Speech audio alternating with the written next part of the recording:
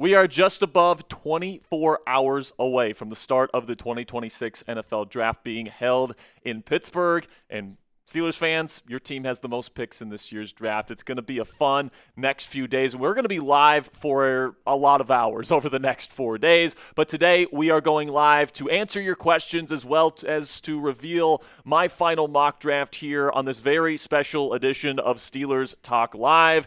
We're really this live show is going to be a little bit different than what we usually do here on this show here, guys. We have a bunch of segments that, we're talking about different things. Today it's going to be very draft centered. We only have one segment today, which is my final Steelers mock draft, breaking down all 7 rounds of what I think Omar Khan and Mike McCarthy will have in store for us here over the next several days. And then, of course, if you guys have questions, we're going to be answering those throughout the show. So make sure you guys get your super chats down there in the comment section and up to get them up on screen. We're happy to answer any and all Steelers draft questions here because, time's running out to ask those questions because we're going to have answers here pretty darn soon. So if you have any questions about what I think the draft strategy will be in round 1, on day 2, on day 3, I'm happy to answer any and all questions on the NFL draft here when it comes to the Pittsburgh Steelers. Now I want to see who the real ones are here today on a Wednesday evening, getting ready for the NFL draft. If you're a sicko, you're watching our show here at the beginning of the show today, type those me's down there in the comment section. I want to give you a shout out here. We got Tegan, we got PQH, we've got Christopher Turner, we got Fluffy,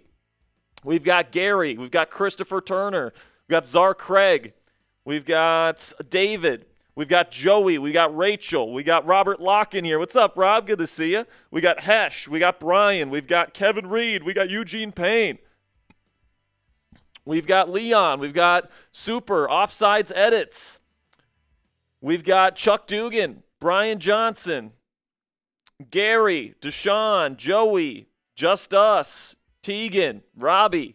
Got a good crew of Steelers fans ready to talk some football here today. Now, before we get into my final mock draft and before we get to some of your early super chats here, I want to tell you about our presenting sponsor here at Steelers Talk, which is Prize Picks. And Prize Picks is America's #1 sports picks app, guys. With playoff basketball finally here, there's no better time to cash in during the playoffs this season. The Prize Picks app is super easy to use. You just pick more than or less than on a few player stat projections and lock in your lineup. And if you're a hoops guy, you can go with points, rebounds, assists, blocks, or three-pointers. If you're more of a seam head, you like baseball, you could choose hits, home runs, or strikeouts. You can even look ahead to next year's football season with things like receiving touchdowns for the whole season on receivers like Puka Nacua or passing yards for quarterbacks like Dak Prescott and Caleb Williams. If you guys put in this exact Prize Picks projection on the app today, you guys can put in a $20 entry fee, and if you get all 3 correct with a power play, you guys can win $120 from our friends at Prize Picks. But one thing that I absolutely love about Prize Picks, guys, is the new social feeds feature,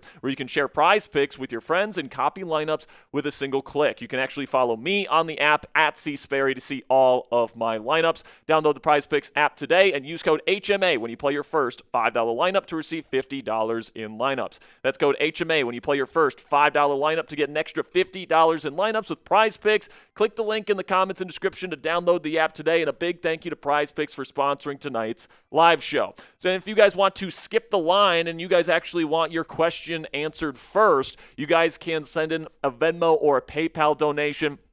Reason why we prioritize Venmo and PayPal questions, guys, because we get to keep more of the proceeds, okay? So if you guys are going to help us out, we're going to help you out. You're going to skip the line. You're going to get your question answered first when you put in your donations to @Jack-Sperry on Venmo or @CaptainJackRabbit on PayPal. Also, we have Steelers Talk channel logo hats for sale. If you guys want to pick one of those up, it's a $25 Venmo or PayPal donation or more. So $50, $100, doesn't matter. You guys will get a Steelers Talk channel hat. But we also have a bunch of great merch up on our website as well. If you guys want to get a t-shirt to help support the channel, it's chatsports.com/ST merch to get our F the Ravens t-shirts, our channel logo t-shirts. We have a Michael Pittman Jr. t-shirt that is up on the website as well. We got married into this stuff. That's perfect for Mother's Day, which is upcoming as well. So again, guys, that's chatsports.com/ST merch. Ponzi is putting that link down there in the comments and description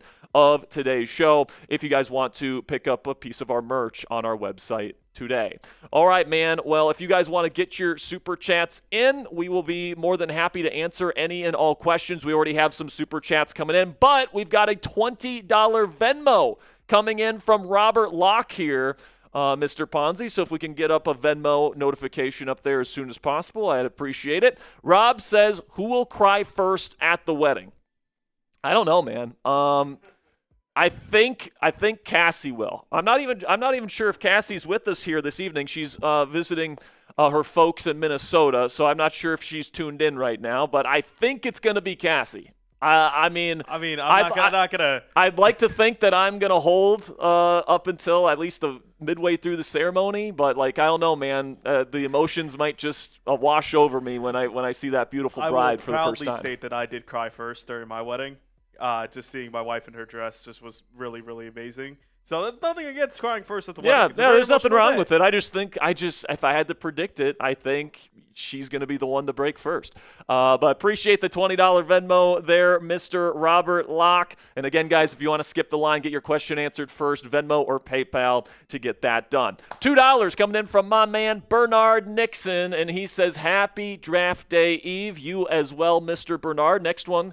Another 5 from Bernard says, Jack, what do you think about the media and fans losing their minds about the Rodgers saga? I mean, listen, man, I've come to expect it at this point because, the way that things go in the NFL is that you usually know who your starting quarterback is going to be at the very latest by the NFL draft. But obviously, Aaron Rodgers wants to do things a bit differently, where he wants to get to a certain point in the offseason, which is after the NFL draft, and then he wants to make a decision. And for a lot of fans, that's frustrating, especially for somebody that many people consider to be like a middling starting quarterback in the league, let's call it. Maybe some people think he just straight up sucks, which I disagree with. But I understand it. If you're going to wait for a quarterback, you want him to be worth the wait, right? And I think a lot of people feel like Rodgers is not worth the wait. They're tired of the older quarterbacks, and they want a younger quarterback to be the future of the team. And they want to move forward with the future of the team instead of, quote unquote, sticking in the past. But I think that the Steelers are comfortable with Rodgers not being there during the early portions of these offseason workouts for a reason. And that reason is because the team is installing the offensive playbook right now. And right now, Aaron Rodgers obviously has over a decade in the bank in a Mike McCarthy offense. So it's not like he necessarily needs to be there in these early installs. He already knows a lot of the information that is being presented to the rest of the team. I'm pretty sure if he signs on in mid-May, if he signs on in early portion of June like he did last year, he's going to have 3 or more months to prepare to be the starting quarterback of the Pittsburgh Steelers this year. And if it didn't affect his preparedness last year, where it was a completely new team, new teammates, brand new system with brand new language, and he was still able to be ready week 1 where he threw 4 touchdown passes in that game where he outdueled Justin Fields and the New York Jets. By the way, they still had Sauce Gardner and they still had Quinnen Williams.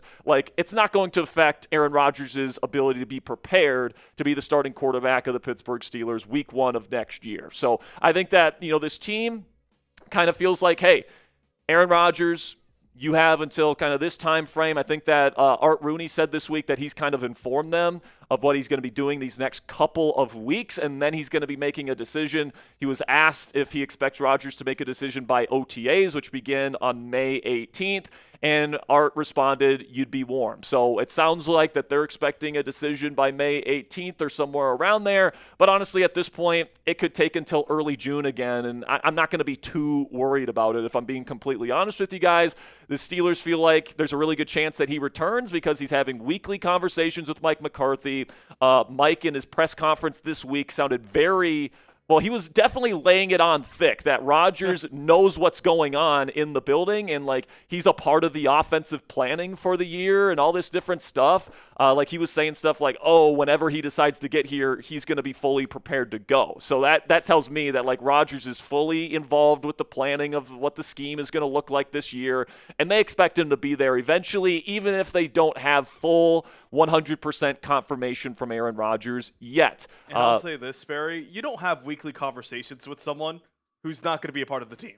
Yeah, you know, and if Aaron Rodgers was really like seriously thinking about retiring, like you would think that he wouldn't be having conversations about football with the head coach of the Pittsburgh Steelers at least once a week. Apparently, it's more than once a week at this point. So I get that people are tired of waiting for confirmation, but those people also don't have access to what's being said in these meetings. And obviously, whatever's being said has made the Steelers feel very comfortable with the plan for Aaron Rodgers this year. They believe he's going to be there this year.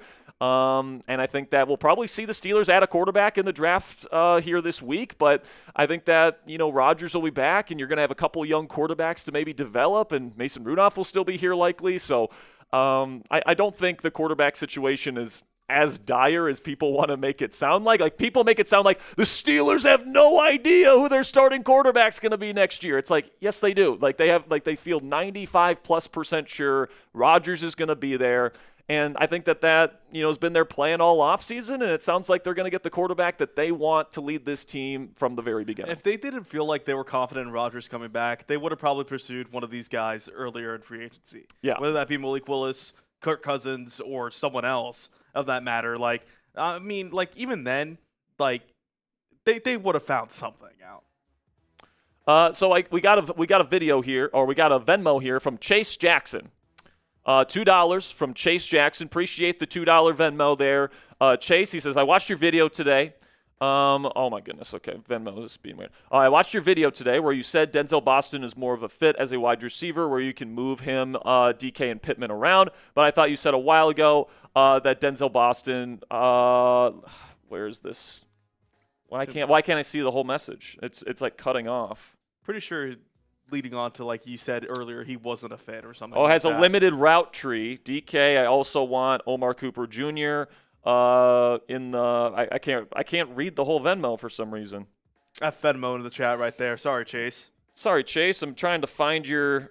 Let me see if I can get this here. Oh, now I can see it. It says, I also want Omar Cooper Jr. in the draft. So when it comes to Denzel Boston, okay, he doesn't run the full route tree, but he can run more routes than a traditional wide receiver, okay? It's not like you're going to be asking him to run, crazy stuff that you ask like a Deontay Johnson to run, for example, or a Casey Concepcion or a Mekhi Lemon, where, there's certain things that Denzel Boston can't do, but I think that he brings a little bit of extra wiggle to somebody that is a very big wide receiver that's known as that true X receiver that can win vertically down the field, win contested catch situations. But, not only is he that, but he gives you that little bit of extra wiggle, that a little bit of extra ability to separate to all three levels of the field. Now, is he the best, short to intermediate level separator in the world? No, but he's not a bad one.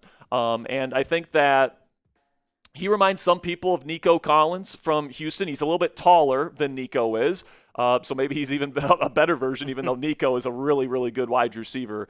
If we're getting anything close to Nico Collins with Denzel Boston, we're going to be pretty happy about that. But Boston, he's got a little bit of versatility as well. He can play in the slot. And the thing about drafting Boston is that he probably will play most of his snaps on the outside if he ends up being the pick. And Michael Pittman Jr. will actually become this team's primary slot receiver. And I actually think if you watch Pittman's film over the last several years, even though he plays a majority of his snaps on the outside, I actually think he's more effective when they put him in the slot in Indianapolis. And I think that with his savviness, with his ability to run those option routes, which are so important in a Mike McCarthy offense, from the slot wide receiver, his savviness with his technical footwork, and then the strong hands to move the chains.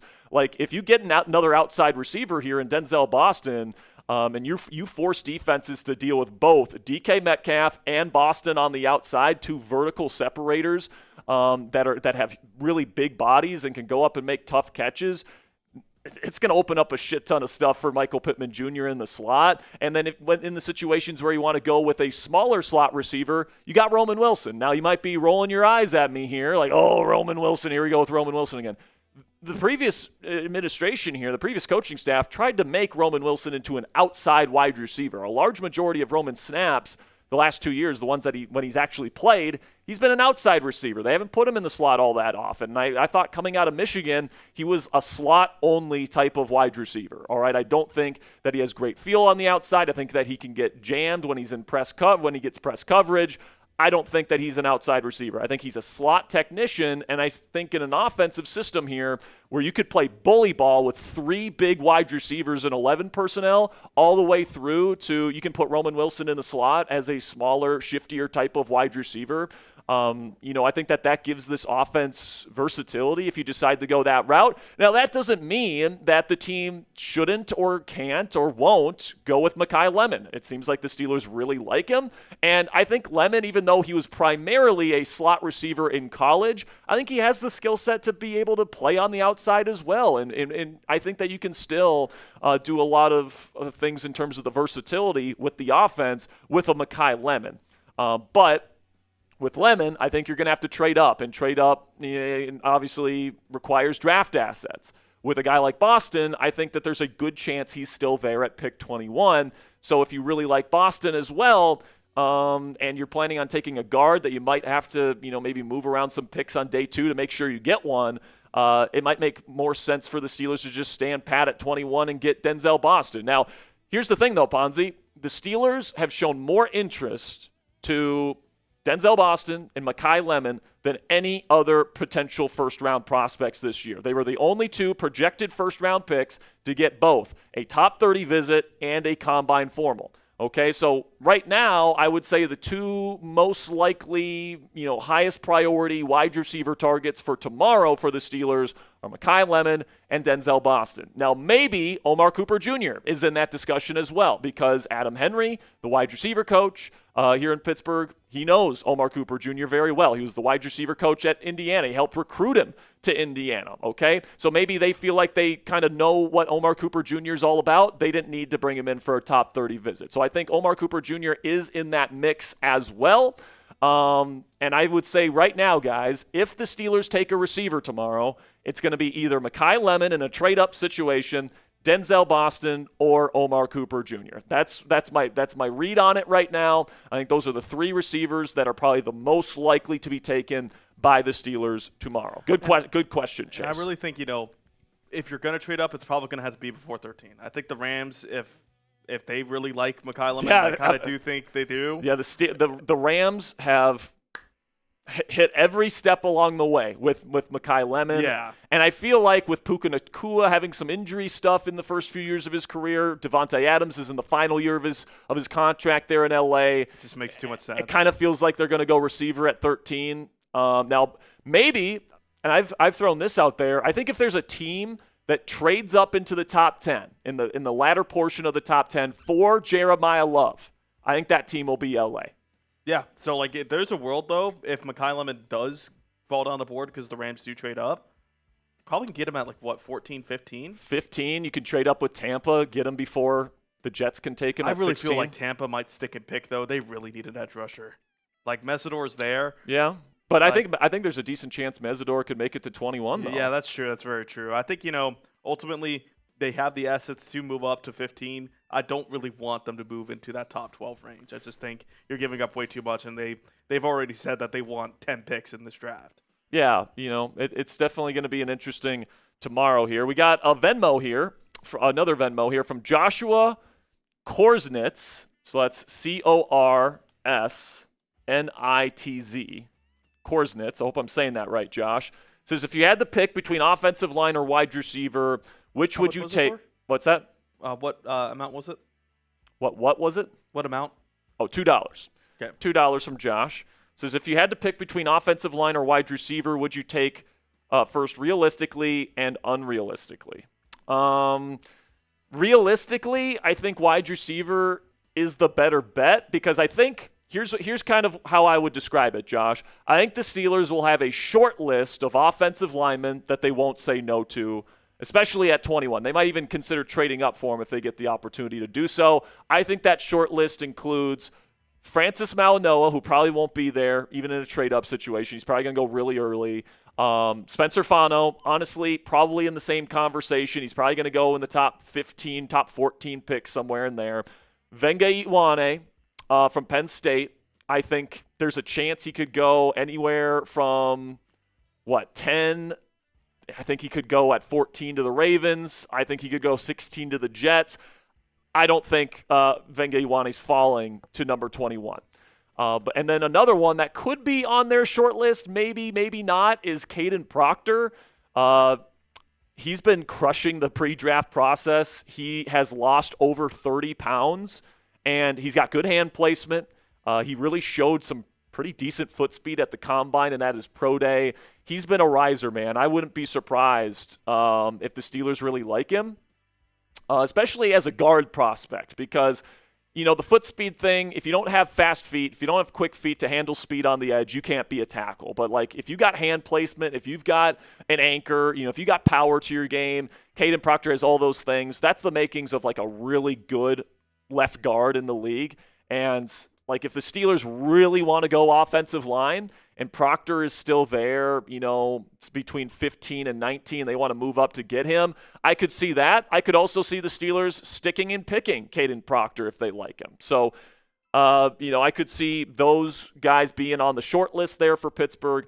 But the chances that Mauanoa, Fano, and Iwane are there for the Steelers at 21 are very, very small, in my opinion. Maybe one of them falls to you, and if that's the case, I think the Steelers probably go O-line at 21.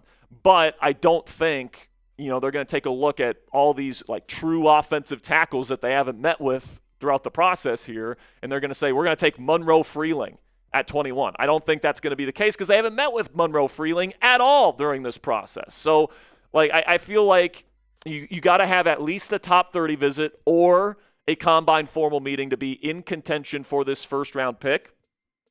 And most of the pure tackles in this class don't fit into that category. So I think it's more likely we see a receiver tomorrow, but I think that the priority, if they can get a really good offensive lineman that can start for them day one at guard, I think that will be the pick. It's just I don't think any of those offensive linemen are going to make it to you at 21. $1 Venmo here from Carter Strauss, with 2 S's here. $1. Says, we have to trade up for Mendoza, right?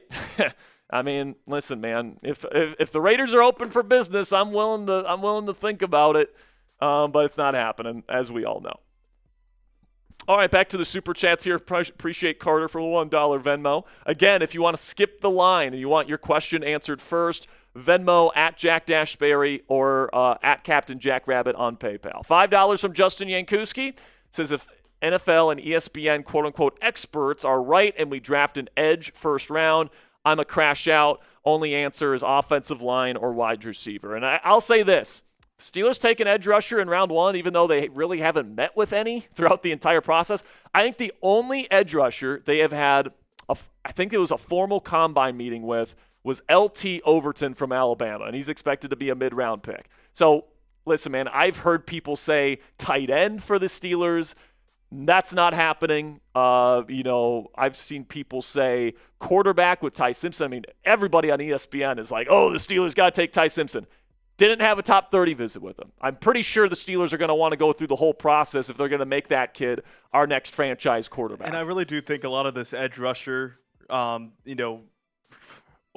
this discussion is kind of really overblown. I was kind of surprised to see, I don't know if you saw this, Brett Coleman had Keldrick Falk go to the Steelers at 21. And it was I really don't understand. People are going to have the Nick Herbig and they're going to think, the Steelers don't get enough pressures because TJ Watt, Alex Highsmith, and Nick Herbig. It's not because they didn't have Nick Herbig on, play too much. It's because he wasn't on the field a lot. Mm-hmm. Until Alex Highsmith and TJ Watt got hurt, Nick Herbig stepped up into the role and he balled out. I think, obviously the edge, it's going to be talked about just because, TJ Watt's older. But, they have guys there. I think, if they're going to draft an edge, they're going to have to trade Alex Highsmith. Yeah, listen, if they do take an edge tomorrow, that means one of these guys is getting traded. Yeah. Period. You don't spend this high of a draft pick on an edge to make him your 4th edge rusher. It's just not smart football. And by the way, Jack Sawyer would be your 5th edge rusher if you don't trade one of these guys. So if it is edge tomorrow, which I highly doubt because the Steelers have shown pretty much no interest in first-round edge rushers throughout this process, if it does happen to be the case, especially if it's Keldrick Falk, I will crash the fuck out. Yeah, that's a crash out right there. Because Keldrick Falk, he's a good run defender. He's not a pass rusher. I don't like him. He's 280 pounds. We run a base 3.4. That makes zero sense. As much as I respect Brett, like that is an imbecilic take from somebody that obviously doesn't cover the Pittsburgh Steelers. Like, it's just like one of those things where it's like, I understand on paper you can go like, oh, well, TJ Watt's older. Let's draft an edge to replace him. But, like, you look beyond the surface level, and it's like, their problem is the edge rusher room. It's too much. They have too many guys. If any, yeah, the problem that we currently have is that we have too many good edge rushers right now. That's the problem because Nick Herbig's wanting a new deal and he wants to be a full-time starter. That's the issue. We have too many good edge rushers on the team. It wasn't even Keldrick Falk. I read this wrong. It was TJ Parker. Yeah, even worse. Even worse. I'm not a big fan of TJ Parker. I'm lower on him than the consensus. You will see the biggest crash out in this channel's history tomorrow. But if two things happen, we take an edge rusher, or if we take fucking Carson Beck in the first round. Because like Tom Pelissero swears that he might go first round, and like the four teams that have shown the most interest in Beck, I believe it's the Browns, Cardinals, Steelers, and there's one other team. Imagine a world. So if he goes round one. Like, the Steelers are among the teams that could theoretically do it. I have a round 5 grade on Carson Beck. I would be livid if the Steelers took him in the first round. Like, I don't know, man. It might be a Frank the Tank level, goddamn motherfucking Steelers, going crazy type of deal. Yeah, we might have to clip that. I mean, it's just like one of those things where it's like Carson Beck, I'm fine taking him in like the 4th. Yeah, maybe. The 4th is where it starts with Beck for me. Like, I mean, imagine a world we live in where Ty Simpson gets drafted, no, not Ty Simpson. If Carson Beck gets drafted before Ty Simpson, I don't think that world will exist. But like, dude, apparently he has some interest with these teams. I think it's really just a smokescreen. I think it's a smokescreen. I think somebody wants that information out there so that they can probably take Garrett Nussmeier, but yeah, man, I just these guys at ESPN, with respect to Brett Coleman, they don't cover the Steelers every day like we do. Everybody that covers the Steelers every day for a living knows wide receiver and guard are the two positions that really make sense. Safety, I think, it probably comes into the conversation in round 2, but probably not round 1, just because of Jaquan Brisker being here and the team really liking him. So I really doubt it's an edge rusher just because of the interest that they've shown in other positions, and they haven't shown any in the edge rusher position. They haven't shown any on first-round tight ends. Corner's another one that I see, even from Steelers people. Like, people saying, oh, let's draft Jermod McCoy. It's like, did we not see that we brought in Jamel Dean on a multiple-year contract? We're going to be extending Joey Porter Jr., to a massive contract. Like, Jalen Ramsey's going to be playing the slot for us this year as the big nickel. Like, there's no open spots for a corner in round 1. Like, maybe you take a developmental one that can maybe develop into a starter down the road when Dean's contract is up. But I would be shocked if the Steelers take a corner tomorrow. The 3 positions that I see that just make no sense to me for the Pittsburgh Steelers in round 1, corner, tight end, I'll add quarterback in here, and then edge. Those are the 4 positions that I've seen people mock players to the Steelers, and I'm just like, nope, that's not happening. Like, if they draft, like, tomorrow it's going to be a guard or a wide receiver. I'm pretty darn sure of that. I think that's like, I'd be shocked. Like, I'm willing to bet like 95%, like 90% stake or whatever. Yes. That it is the offensive lineman or a wide receiver. Yes. Like, because I don't think there's not, and not even that, I don't really think there's another tight end I would take in the first round. Kenyon Sadiq. Well, no, another tight end than the Sadiq. Like, I feel like you'd be probably a little bit maybe out of range for Sadiq. I think he could go early into top 20. I mean, if he falls there, it's like, I think it starts with the Rams at 13 for Sadiq, probably, and then he could go to Minnesota at 18. He could go to Carolina at 19. I think, but like the Steelers don't need a first-round tight end, guys. Like, you've got Pat Freiermuth, really good receiving tight end. You've got Darnell Washington, really good blocking tight end. You don't want another situation where you have 3 good tight ends that all expect playing time and all want the ball. That's what we had last year. It was dog shit. We do not want that. Putting Jonnu Smith in good category is probably a little bit of a reach. Fair enough, but like highly paid, expecting to get playing time, all this different stuff. Yeah. If you spend a first-round draft pick on a tight end, he's got to play. You're not sitting that guy as a tight end 3. So, like, if it is tight end tomorrow, which I highly doubt, you're probably trading Pat Freiermuth somewhere, which I don't want to do. Because, like, Omar Khan has already stated that he would take, like, a team full of Darnell Washingtons. You think he's going to trade him? No, he probably gets extended this year. Exactly. So, like, I think tight end, corner, quarterback, and edge rusher, the 4 positions that just make no sense for the Steelers in round 1. $5 from Bernard Nixon says, Nick Wright said the Steelers need to move on from A-Rod and draft a quarterback in the first round. Said Rodgers is the 23rd QB and is not that good anymore. Listen, man, like, you look at the numbers from last year, like, he was probably league average, slightly below league average in most of the stats that you care about and you look at, from the percentages and the yards per attempts and all this different stuff. But you also have to put that in the context that he was playing in an offense that was playing 12 and 13 personnel, not to mention 6 offensive line packages at the highest rate in the history of the National Football League, and you only had 1 good receiver on the team that was getting double-teamed all the time. Like, what'd you want him to do? Throw it up to a double-covered DK Metcalf? Throw it up to a 5'8"? Calvin Austin III, a Roman Wilson who was being miscast as an outside receiver and wasn't, tempoing his routes the way he was supposed to Jonnu Smith, who was a dead body out there essentially.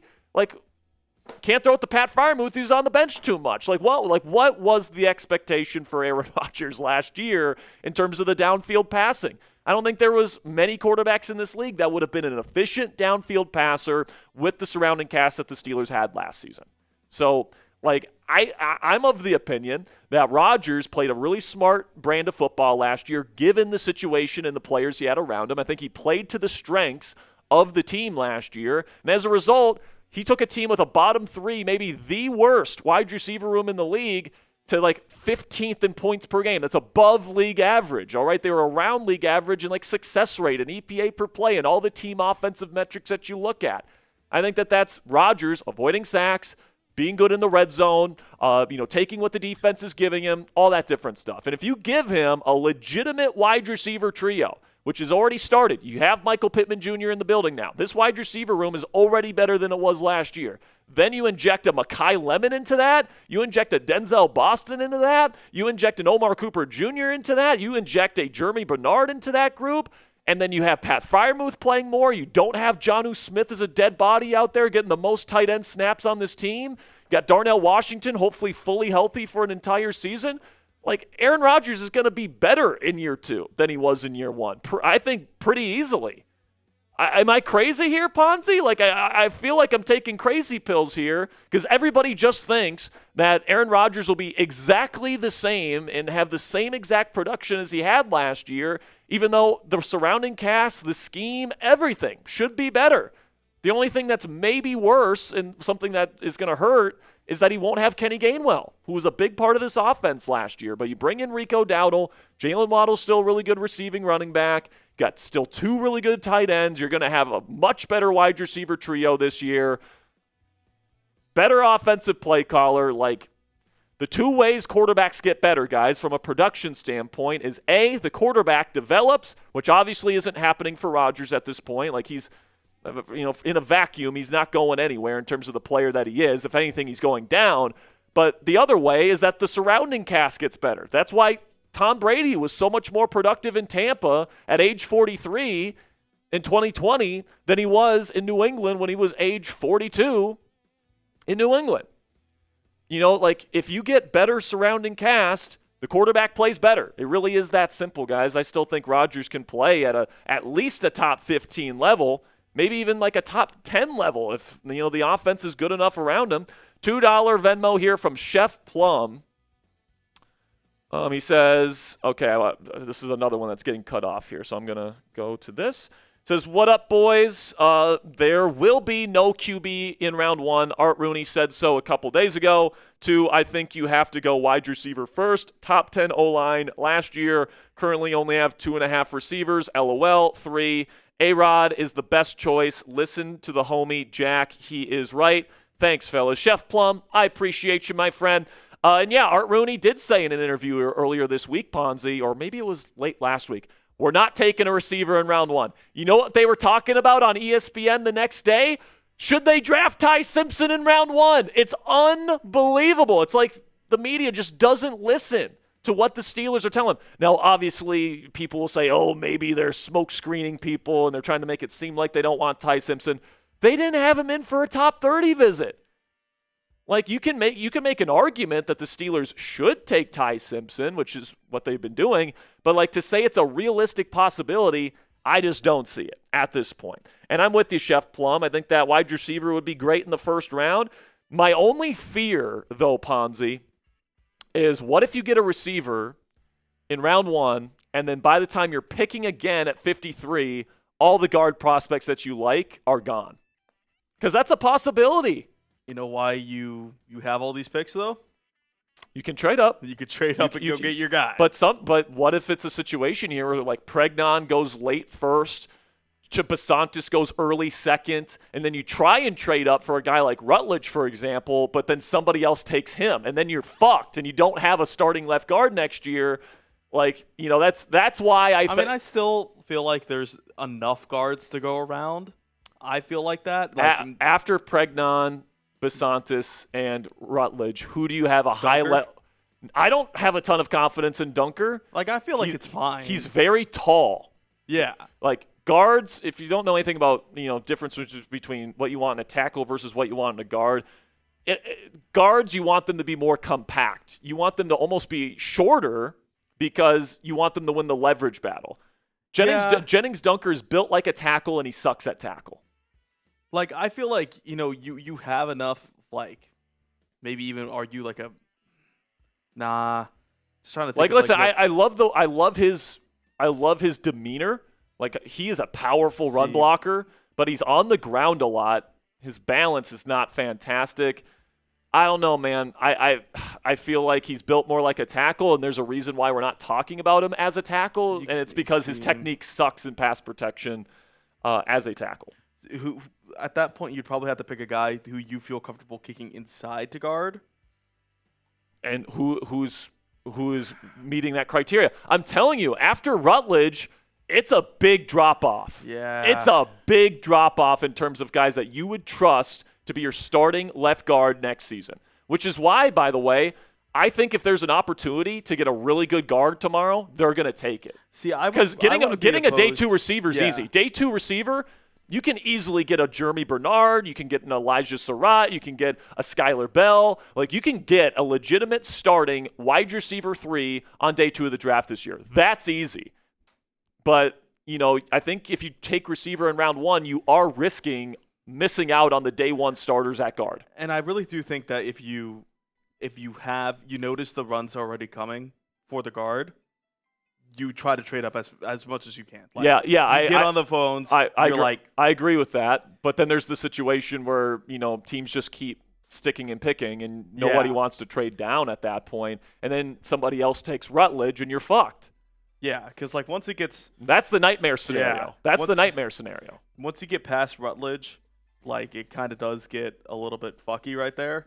But like at that point, if you miss out on those guys in round 2, you're probably maybe looking to address some other needs on like the day 2 area, and then you're probably going for Bo Stevens out of Iowa, like early day 2 or late day 2, early day 3, and I think that's a reach for him. I think Stevens' film is kind of rough, even though he was pretty productive. Like, here's the thing about Stevens: All-American, didn't give up a lot of production, like really, really good statistics player. When you watch the film, he lunges a lot. He's off balance a lot. He's not a great athlete. He doesn't have long arms. It's kind of amazing that he was as productive as he was at left guard at Iowa. And honestly, I was surprised to see how kind of the lack of discipline he played with, especially because Iowa does such a good job usually of coaching up these offensive linemen. Now, I will ask you this, Sperry, while we're on this conversation. Would you rather have, you know, the picks that you have, you know, you keeping all those picks, and you know, draft a wide receiver and have that chance to get a guard like at your next pick in the second round, or would you package your picks, having less, your second, third, and fourth, and getting your guy at 32 at guard? I'll put it this way. I think. Oh, never mind. I just saw an update here from DeFabo from The Athletic, and he's pretty much saying Michael Pittman Jr. said that he spoke with Aaron Rodgers about a month and a half ago, and they didn't talk about football. So just a little bit of an update there, I guess. He said the same thing on Up and Adams this week, by the way. Or was it Up and Adams? No, it was on a different show. I know what you're talking about, though. Yeah, he was talking with somebody, and he said that he spoke with Rodgers. But what I'll say here, guys, is I honestly think, because we have heard – and Seattle is putting it out there. Yeah. Pick 32s for sale. So, if you take a guard with your first pick, whether that's Venga Ioane, whether that's Spencer Fano, even though I think that's pretty unrealistic, Caden Proctor, somebody of that kind. They take an offensive line with their first pick, and then Denzel Boston is still sitting there at 32. I think they would pull the trigger for that. All right? And it could look something similar to this, where you could throw a few picks at Seattle. And, that could be something that could work. I'd rather have the two players in round one. This is pick 32, by the way. Yeah, pick 32, not pick 16. Listen, man, Boston's still there at 32. I'd do it. I really do think that when you get to this point in the draft, you have these draft picks, It would not surprise me either if they, really like Pregnon or if they really like Basantis. Because would they still have 10 picks if they did this? Yes. Yeah. They would still have 10 picks if they made this deal. And I think, it works out fair for them. Maybe you have to put the fourth instead of the fifth. But, yeah. I think this is a very fair trade. I think, does accomplish for both. They get more picks. You're able to get your guard at 32, get the fifth-year option. Yeah, honestly, I would be really happy if they got Denzel Boston at 21. I know that's a little early for some people, but we just have to acknowledge the reality that it's a possibility because the Steelers have shown more interest to him more than pretty much any other round one prospect other than Mekhi Lemon. So if Lemon's off the board, which we're expecting, Denzel Boston might end up being the favorite to be the pick tomorrow. And if he is the pick at 21, and if there's an opportunity to trade up for Emmanuel Pregnon, who I think is a plug-and-play starting left guard, I would take this deal. I mean, we did that deal actually in our Chat Sports mock draft last week, and we went ahead of Jeremy Chuggs and the Texans. We took Casey Concepcion at 21, not Boston, but I think the Steelers prefer Boston to Concepcion. It's just my read on it. And I really do think that if Pregnon's there at 32, you pull the trigger on this, but then you have to probably try to trade up if he's not there into earlier in the second round to take Rutledge. Yeah. And then if they take a guard in the first round, I could see them even trading up a few spots in the second round to get Jeremy Bernard, who they really like as well. Yeah. Bernard is that other receiver that they've brought in for a top 30 visit and had a combine formal with. So if they don't get receiver round one, kind of seems like Jeremy Bernard, who, by the way, is so underrated in my opinion. I know people dude, this guy's so good at football. He can play inside or out, so he fits the Mike McCarthy style of receiver. He's really smart. He can run the option routes from the slot that McCarthy likes to run. Really reliable hands, doesn't drop the ball. Really good sense for space, really good after the catch. Maybe the most underrated yak receiver in this class, Jeremy Bernard. He just plays the game with such great feel. I would love Jeremy Bernard to be the pick in round two. Round one will be too early for me, all right? But if you get a guard like Venga Ioane with your first pick and then you maybe even trade up a few spots to get Jeremy Bernard, I would be 100% cool with those first two. And I really do feel comfortable in this wide receiver class to let someone fall to me. Mm-hmm. You could get a quality wide receiver later in round two, in round three. I mean, obviously, I would hope they would address it in round two. Yeah. But essentially, the way that I'm kind of thinking about it, guys, a good way to think about it is the first opportunity you have to draft an offensive lineman at a value, specifically a guard, you take it because you don't know if you're going to get another opportunity. Then it becomes the conversation of a lot of people have been suggesting this, and I may have a super suggesting this too, of like trading up for Vega, because like you don't know if you're going to be able to get a guard. Venga. It's with an N. Yeah, Venga. If you're gonna go up and get a guard, why not get one of the potentially best offensive linemen even in the class? Yeah, which is actually like, if they trade up tomorrow, I think it's gonna be for either Fano, Iwane, or Lemon. I think those are the three players that if the Steelers trade up, they're gonna try and target those players. If they stick at 21, I think Caden Proctor becomes a little bit more likely. I'm not sure if they'd trade up for Proctor.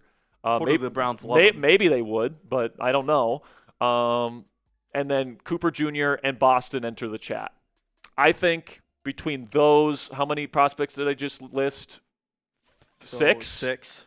I think those six, one of those six will probably be the pick for Pittsburgh tomorrow. Unless like Jordan Tyson magically starts falling or Mawanoa all of a sudden starts falling. Like if those guys fall, maybe they enter the chat. But I just think in terms of realistic guys that they could probably get based on the consensus read of the draft this year. If they're trading up, Fano, Ioane, and then Lemon, maybe Proctor, but probably the least likely there. And then if they stick and pick at 21, I think Cooper and Boston enter the chat. As the wise words of Brandon Bean, unless some AI gas mask happens. Yeah, exactly. But we'll see what happens in the next 24 hours. $5 here from Bernard says Filipponi predicts Carson Beck will be the week 1 starter for the Steelers. He probably wants him to be the starter. He's not really that high on Will Howard, and we know he hates Rodgers. And we know he hates Drew Aller too. So like he's probably scrambling to find a quarterback that he likes, and he probably watched Carson Beck's episode with Gruden or something, and now he's feeling nicey about Carson Beck, just like he felt great about Kenny Pickett, by the way. Do not listen to Filipponi for quarterback takes, plain and simple. It's just a nice rule of thumb there. Yeah, I really doubt that Carson Beck will be the starting quarterback for this team next year.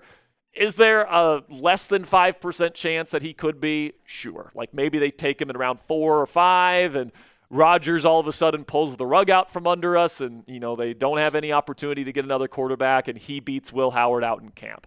That's a possibility. I would just say at this point, definitely less than 5% chance that happens. $5 here from Bernard says, do you think Art Rooney and Omar Khan are mad at Rodgers for pushing the timelines back? No. It sounds like they've kind of got an understanding. Like Art Rooney said this week, oh yeah, he's let us know, what he's going to be doing these next couple weeks, and he plans on making a decision then. So it doesn't sound like the Steelers are sweating it, if I'm being completely honest. $5 from Scott Batson says, say Ioane and Cooper Jr. are available at 21. Who do you take? And who do you take at 53 if you want to fill the other position? Love the show. Scott, appreciate the $5 super chat. My answer to that question is Ioane, okay? And you guys know how much I love Omar Cooper Jr. He has been one of my biggest draft crushes this year. I think there's an argument to be made he's the second best receiver in the class. I think that highly of him. I think he's in the same tier as the top receivers in the class. And I think that he could be a number 1 receiver in this league with how well-rounded he is. I would be jumping for joy if he's the pick tomorrow. With that said, like I kind of laid out, if you have an opportunity to take a day 1 starting left guard that you know is going to be a Pro Bowl caliber player, maybe even an All-Pro caliber player, I think you take that over the receiver. The reason why is because I think it's going to be easier to get a starting wide receiver 3 on day 2 of the draft than it is to get a guard. It's not impossible to get a day 1 starting guard on day 2. It's just going to be more difficult than wide receiver because there's I think I have 16 or 17 wide receivers this year with at least a round 3 grade. So there's a lot of good receivers in this class, and the Steelers have shown interest in a lot of those receivers. There's less day 1 starting guards than day 1 starting wide receiver 3s. So if the opportunity presents itself to take a really good guard, you take the guard. But if you get to 21 and, all the guard options that you like are off the table, that's when wide receiver becomes the pick. And I think that's probably where we're at right now. Then, if I'm taking Iwane at 21, the second part of that question, who do I take at 53 to fill out the other position? The answer to that question is Jeremy Bernard. Okay, Jeremy, Steelers have shown a ton of interest in him. He's expected to go around that range. I think on the consensus board, he's number 56. So he's around that range in terms of where he's expected to go. And he's got versatility, yak ability, strong hands, really smart football player. He's a run blocker. Like, honestly, like if you really like Omar Cooper Jr., a slightly less athletic version of that would be Jeremy Bernard. He's not quite as good as Cooper, but he's very well-rounded like Cooper is. So that would be my answer there, Scott. $2 from Steeler Virginity. It says, have we forgot about Brian Thomas Jr.? An opportunity for 21. I think if the Steelers were willing to offer 21 for Brian Thomas Jr., they would have already done so. And if maybe they have offered 21 for Brian Thomas Jr., the Jags obviously have not accepted that, though, if that's the case. So I don't think Brian Thomas Jr. is on the table for tomorrow, but hey, I've been surprised before. Brian Thomas Jr., I believe, led the league in drops last year, though. So you'd be trading your first draft pick this year for the guy that had more drops than anybody in football last season. I get that he's still young. I get that he's an awesome vertical threat. If they trade for Brian Thomas Jr. tomorrow, it'll be electric. It will. And I'll be really excited to watch him play here in Pittsburgh. But he does come with some risk. So that's what I would say on that. $5 from Czar Craig says Pelissero said today that Carson Beck might go in the late first or probably in the second. Seems nuts to me. What am I missing? Your thoughts, good sir. I'm with you on this, man. This has Will Levis is going to go number one, late smoke written all over it, where it's like people are trying to push up a prospect that they don't want, and they're hoping somebody else will take so that they can take a quarterback that they like later on. Probably Garrett Nussmeier, Drew Aller, one of those guys that I think are better than Carson Beck. But, hey, Beck has good size. He's got big hands, decent mental processor, decent arm strength. Like, he's got some of the tools. There's a reason why he was a projected first-round pick all those years back. And legitimately in 2023, he played really well for Georgia. Led them to the national championship game, all that different stuff. But the last 2 years just haven't been that good. I don't think that he's a great mental processor, honestly. There's a lot of screens and RPOs last year at Miami and doesn't have a lot of out-of-structure playmaking ability. I don't think he has great pocket presence. I don't think he has a strong NFL arm. I think he'd be an average NFL arm. I don't see it with Carson Beck. I'd be very, very disappointed if the Steelers spend their first or second round pick on him, and that's where I'm at. $5 from Bernard says everyone is going nuts and saying Rodgers holding the Steelers hostage needs to stop. Here's the thing, man. I don't think, you have weekly phone calls and lunch and, you're if this in order to be held hostage, you can't be a volunteer. Like, it goes against the definition of a hostage. You have to be held against your will, and the Steelers have had every opportunity to move on from Aaron Rodgers. Every opportunity. They could have just said, we don't want you back. They could have went after Malik Willis or Kyler Murray when we got to free agency. Hell, they could just draft a quarterback in the first round, Ty Simpson, this year, and just be done with Aaron Rodgers. But they don't want to do that, all right? Like, they want to, have Aaron Rodgers as their quarterback. Everybody in the building, it's not just the front office, it's the players. The players want Aaron Rodgers back. So the Steelers front office still believes Rodgers can play. Obviously, the locker room agrees with them if they want Rodgers back, and it's been their goal from the very beginning to have Rodgers come back as their starting quarterback. And if Rodgers is laying the hints on pretty heavy that he wants to come back and play for this team this year, it's just he wants to wait until later in the offseason to make it official, why would you say no to your number one quarterback option heading into the offseason when he has no other options other than to play for you or retire, and you feel really good based on the conversations that you've had with him that he's eventually going to sign with your team? It makes absolutely no sense. If you want Aaron Rodgers as your QB1, it makes no sense to abandon that strategy at this point. Period. So, I mean, I get why fans are frustrated with it, but obviously the Steelers are fine with it, and I can promise you guys this right now, it's not going to affect Rodgers' level of preparedness. He's going to be ready to go week one. Because even if he signs before mandatory minicamp again in early June, guess what? He's going to have a quarter of a year, 3 months or more, to prepare for week 1. That's plenty of time for a 22-year-old NFL veteran, a 4-time MVP, somebody that has played with a lot of these guys before last season and has over a decade playing in a Mike McCarthy offense. I'm pretty sure he can get himself ready in time in 3 months, guys. Okay, so if he was your number 1 quarterback option heading into the offseason, he clearly was. It makes no sense to abandon that now. $5 from Bernard Nixon says, would people say Dak would be worth the wait if he did this right now? Yes. He's a top 10 quarterback. Dak Prescott's a top 10 quarterback in the National Football League. So, yes. If you're asking me personally, Bernard, would I be willing to wait until June for Dak Prescott to sign with the Pittsburgh Steelers? The answer to that question is 100% yes. I would add a top 10 quarterback in the league that has experience in a Mike McCarthy offense, by the way, immediately. And I know people are going to talk about the playoff record or whatever, but dude, he is a good fucking quarterback. So yes, I think Dak would be worth the wait. $2 from Bernard says, would stuff like this keep A-Rod off first ballot? I mean, I think that no, it shouldn't. But I know a lot of people in the media hate him, like a lot of people in the media hate Bill Belichick, and we saw what happened to Belichick. So I can't say it would surprise me at this point, Ponzi, that Aaron Rodgers doesn't get in first ballot. $2 from Autumn says, what about Caleb Lomu? He would be good. Here's my problem with Lomu. I think he's got a little bit of ways to go in his development. I think he's probably worth a first-round pick, late first, early second type of prospect here. But I think he's a left tackle only. I don't know if he can move over to the right side, and I don't think he's going to play guard. And I think that's important. I think if you're the Steelers and you're going to take an offensive tackle in round 1, he's got to be able to play guard. It's either that or he has to at least be able to play right tackle, because Dylan Cook can play left. At the very least, Troy Fautanu can kick inside the guard. A lot of people talked about him potentially playing guard when he first got drafted. So if you get a right tackle, then it's okay, the puzzle pieces could fit together.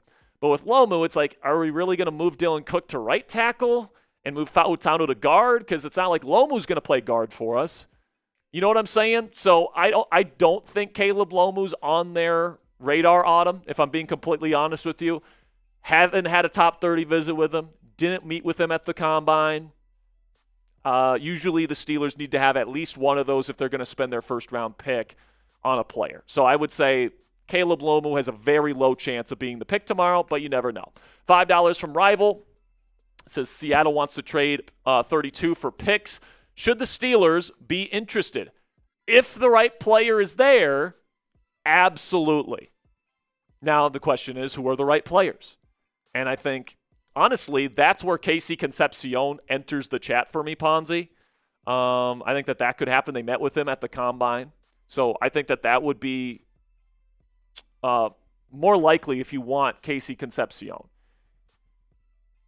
And, of course, if you're going to take Concepcion at 32, you better hope you get a guard with your first pick. So if Denzel Boston is there, if Casey Concepcion is there, arguably if Emmanuel Pregnon is there, I would seriously consider moving up to 32 to make sure I get a starting left guard after taking a receiver. So, yeah, if the right players are there, I would absolutely trade back into the first. And honestly, it would be so cool, Ponzi, to finish out night 1 of the NFL draft with the host team trading up to the final pick and taking another first-round player. How sick would that be to finish off the night? I got chills, TBH. I mean, it would be a lot of fun. $2 from Uriah Brobe says, if we can take corner, I think it'll be Prissick, 5th round. Yeah, I think Prissick is somebody to keep an eye on day 3. Because, I keep hearing, oh, let's take Jermod McCoy. And it's he's not going to – I understand that, if he's there in round 2, I might even consider it. If he's there at 53, you might think about it, Ponzi. Just because, Jamel Dean's getting older, and even if McCoy has to get that surgery, that's going to take him out for the entirety of the 2026 season, because there's reports that he's got something with his knee that might require another surgery after tearing his ACL in 2024. He's really fucking good on tape, man. So if he makes it to 53, that's where I think the conversation for McCoy with the Steelers begins. But I think it's way more likely they take a developmental corner with some nice tools like Prissick, like in the 5th round. So I think that's a good call there, Mr. Brobes. $5 from Isaha Ballard says, is the drop-off in talent from 21 to 53 that much of a difference? I think they need to trade up for their guy, and I think 13 is the sweet spot. Honestly, man, I don't think 13 is as gettable as a lot of people think. Like, the Rams have a very complete roster. They don't need to draft a lot of players this year. If anything, I think the Rams might trade up for like Jeremiah Love. If Love doesn't go 3, 4, or 5, which I think is a possibility, like in my final mock draft, I have Love falling outside of the top 5. If that happens, I could see the Rams trying to make a play to move up from 13. And then if Mekhi Lemon is there at 13, I think that's the pick for the Rams. They've been showing a ton of interest in Lemon. I just feel like that's going to be the pick for him if Lemon is there at 13. So, yeah. And you're saying the drop-off in talent, 21 to 53, is that much of a difference? Yeah, it's a pretty big difference. You know, mid first round versus mid second round is a pretty big difference in drop-off. And he says, I think they need to trade up for their guy. Depends who that guy is and what the price tag is. Like, you can't overpay, in my opinion. Because if you stick and pick at 21, you're still going to get a really good player. So if you're going to trade up for somebody, it's got to be a value for the Steelers. You can't overpay. And it honestly kind of sounds like Ponzi. Denzel Boston might be one of, quote-unquote, their guys, and he might fall to you at 21. So, we'll see what happens there. But honestly, I would say 15 with Tampa might be the first realistic spot that we could see the Steelers trade up tomorrow. $5 from Major Ackerman says a guard is way more important than wide receiver 3. If no round 1 guard is available, draft receiver, then you have to go guard in round 2. Looking forward to tomorrow. Yes, completely agree. If you have an opportunity to take a really good plug-and-play starting left guard tomorrow, I think you got to take it. Okay, I think you got to take it. Now, do we have more questions? Yeah, I know. I just wanted to make sure that we had more questions. Before we get into some more questions here, and before I get into my final mock draft, which is still to come here, so don't go anywhere, let's have a word from our presenting sponsor here at Prize Picks, which is America's #1 sports picks app. With playoff basketball finally here, there's no better time to cash in during the playoffs. The Prize Picks app is really easy to use. You just pick more than or less than on a few player stats to lock in your lineup. And if you're a hoops guy, you can go with points, rebounds, assists, blocks, or three-pointers. And if you're more of a seam head, you like baseball, you can choose hits, home runs, or strikeouts. And if you want to look ahead to next year's football season, you can do that as well on the Prize Picks app. You can do touchdowns like Puka Nacua or passing yards for quarterbacks like Dak Prescott or Caleb Williams.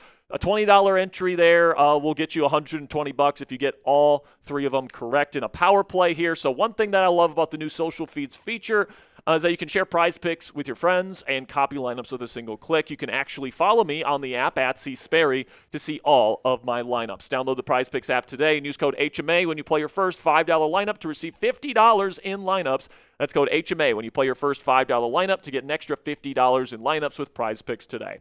Click the link in the comments and description to download the app, and a big thank you to Prize Picks for sponsoring today's edition of Steelers Talk Live. $5 from Bernard says Chris Sims says Rodgers does not think this team is a contender. That's why he's taking this long. I disagree. I think that the reason for Rodgers waiting is because he wants to make sure that he wants to play this year. Like, I don't think he wants to make a commitment to a team and then get to June and say, you know what, I'm not really feeling it, I'm retiring. I don't think he wants to do that. So I think what he's doing here is he just wants to make sure that he wants to play. And I think it really is that simple. It doesn't have anything to do with money. It has nothing to do with seeking out a better opportunity. I just laugh at that idea, Ponzi, because it's like, what opportunity is opening up between now and the start of the season or before, training camp when he would sign, presumably at the very latest in early June? What starting opportunity is opening up? And which one is better than the Steelers' opportunity? None of them. So that's not the reason why he's waiting, because the chances of Brock Purdy or Jordan Love or Kyler Murray or any of these quarterbacks of the teams that he might rather play for than Pittsburgh They're not going to get hit by a bus, okay? Like, they take great care of their bodies. So unless there's a crazy accident, which has about like a 1% chance of happening, why would that be the reason why he's waiting? It's not. The answer to why Aaron Rodgers is waiting is because Aaron Rodgers wants to go things on his timeline, and his timeline takes a bit longer than the rest of the quarterbacks in the league, and the Steelers are fine with it. That's why the wait is taking as long as it's taking. $5 from Major Ackerman says guard. I think we already showed this. $5 from Peter says, who's your 3 guys, dream, realistic, and favorite player the Steelers can draft? It's a good question. The dream is Fernando Mendoza. But that's obviously not happening. Realistic dream, Venga Iwane. Realistic, Denzel Boston. Favorite player, Omar Cooper Jr. I love me some Omar Cooper Jr., man. So I would say those are the 3. Those are my 3 kind of superlatives. Is that how you say it? Is that how you say that word? $5 from Geth says, if the top 5 receivers are gone by the late 20s, would you trade into 32 or lock in Bernard? By the way, Ponzi, if you want to put yourself on top of me here, pause. You can chime in if you want. The late 20s. See, top 32 for Bernard? Top 5 receivers. 32 is a little early for Bernard, and I think there's a top 6 with the receivers. Yeah, because you're going to have Tyson, Tate, Lemon, Cooper, Boston, and Concepcion. Those are the 6 that are projected first-round picks. Like, I wouldn't mind if you're talking about, like, would you trade it to 32 to lock in, like, a Concepcion or a Boston? Like, honestly, man, I don't think you need to trade up to 32 to get Bernard. Like, there's a chance that you could just trade up a few spots in round 2 and get him. You could even chance he could stick a pick. You could just stick and pick at 53 and get him. Like, those are all realistic possibilities for Bernard. I think right now Bernard ranks 56th. Yeah, he's on the 56th on the consensus big board. So, assuming I think that's probably a little too early for Bernard, if I'm being honest. The top 5 according to the consensus big board right now are Cornell Tate, Jordan Tyson, Mekhi Lemon, Omar Cooper, Casey Concepcion, and Denzel Boston's the 6th. Yeah. So like the 6th guy. If one of those 6 is there at 32, probably Boston or Concepcion would be the 2 guys. Maybe Cooper makes it to 32. You never know. If one of those 3 guys is there at 32, I think you trade up for him if you've already taken a guard. And honestly, the guard I would consider trading up to 32 for would be Emmanuel Pregnon from Oregon. He's an awesome player, man. Awesome player. $5 from Bernard Nixon says people think the Steelers should be embarrassed waiting for the 25th best QB in the NFL. Yeah. I think Rodgers is better than the 25th best quarterback in the NFL. And by the way, I don't think the players in the Steelers locker room would be advocating and pushing the Steelers front office to reacquire the 25th best quarterback in the league. I don't know, man. It's like these media heads have a vendetta against Rodgers for some reason. Yeah. The more, trust me, the more you cover this team, Ponzi, the more you realize that, some of these things don't make sense. I think Aaron Rodgers, is he a top 10 quarterback anymore? No. Is he somewhere in the top 15 range? I think that's fair. And with a really good supporting cast, he could be in the top 12 or maybe scratch the surface of the top 10 in terms of the most productive quarterbacks in the league. He's still super smart, still has awesome arm talent. I think his pocket presence is probably the most underrated aspect of his game at this point. And I think that he avoids turnovers, he avoids sacks, he gets the ball out quickly. I would much rather have him than Russell Wilson. I'd much rather have him than a rookie quarterback this year in a win-now season. I'd rather have him than Will Howard. I feel like, obviously there's going to be QB fatigue, and the fact that Rodgers has done this twice in a row, some Steelers fans, Steelers media won't like him. I get that. However, if you're looking at from the team's best chance to win, even if you drafted Ty Simpson, there's no clear evidence that he's going to be good. I also hate this where it's the Steelers should be embarrassed. The Steelers are too good to go after the best quarterback option available to them. What are we talking about here, man? Are we trying to win here or not? Because if the answer is yes, and the Steelers are clearly answering that question with a yes this offseason, or else we wouldn't see them make the moves that they've made, Jalen Ramsey would be gone. Patrick Queen would be gone. Cam Hayward would probably be traded. TJ Watt would probably be on the trade market. You wouldn't have traded for a 28-year-old receiver and gave him 3 additional years on his contract if you were trying to rebuild. Look, so it's like, which quarterback gives you the best chance this year? And by the way, that quarterback is extremely low risk because he comes on a low-value contract and on a 1-year deal. So if he sucks and the team fails this year, you get your next quarterback next year in the draft, and you don't have a long-term quarterback under contract that's fucking you in the ass from a cap space perspective. Like, Aaron Rodgers just makes too much sense for this team. I don't know why people feel like the Steelers are too good to, completely say fuck you to Rodgers here when you don't have any good starting quarterback options left. And this is the problem that I have when people suggest that the Steelers should be all in on Mac Jones and trade for Mac Jones because you're going to trade a second-round pick because that's what they want. They want a second. At least a second. And you're going to trade that for 1 year of Mac Jones without extending him? No, that's just not how you win football games. Well, you would probably extend him. Exactly. So you would probably extend him, and then if he stinks this year, you get stuck with a massive quarterback contract with a bad quarterback. I would much rather do the 1 year thing with Rodgers this year again. He's a free agent again next year. You don't have any long-term ties to him financially. And if he stinks, you just reset at quarterback next year with a rookie in the NFL draft, which is supposed to be very quarterback heavy in the first round. That was the whole problem with the Commanders trading for Carson Wentz. They had all that money committed to him still, and they still got out of it. But Russell Wilson with the Broncos. Exactly. The mistake you don't Deshaun Watson. Yeah, the mistake you don't want to make is making a long-term commitment to a quarterback that ends up sucking. All right, the Blake Bortles thing, right? Daniel Jones with the Giants, Russell Wilson with the Broncos. You do not want to make that mistake. It's not a bone-crushing mistake if Aaron Rodgers is brought back this year and he stinks. Obviously it's disappointing. But he's just going to retire anyway. But he's just going to retire anyway, and you can just draft your quarterback in 2027 regardless if he does that.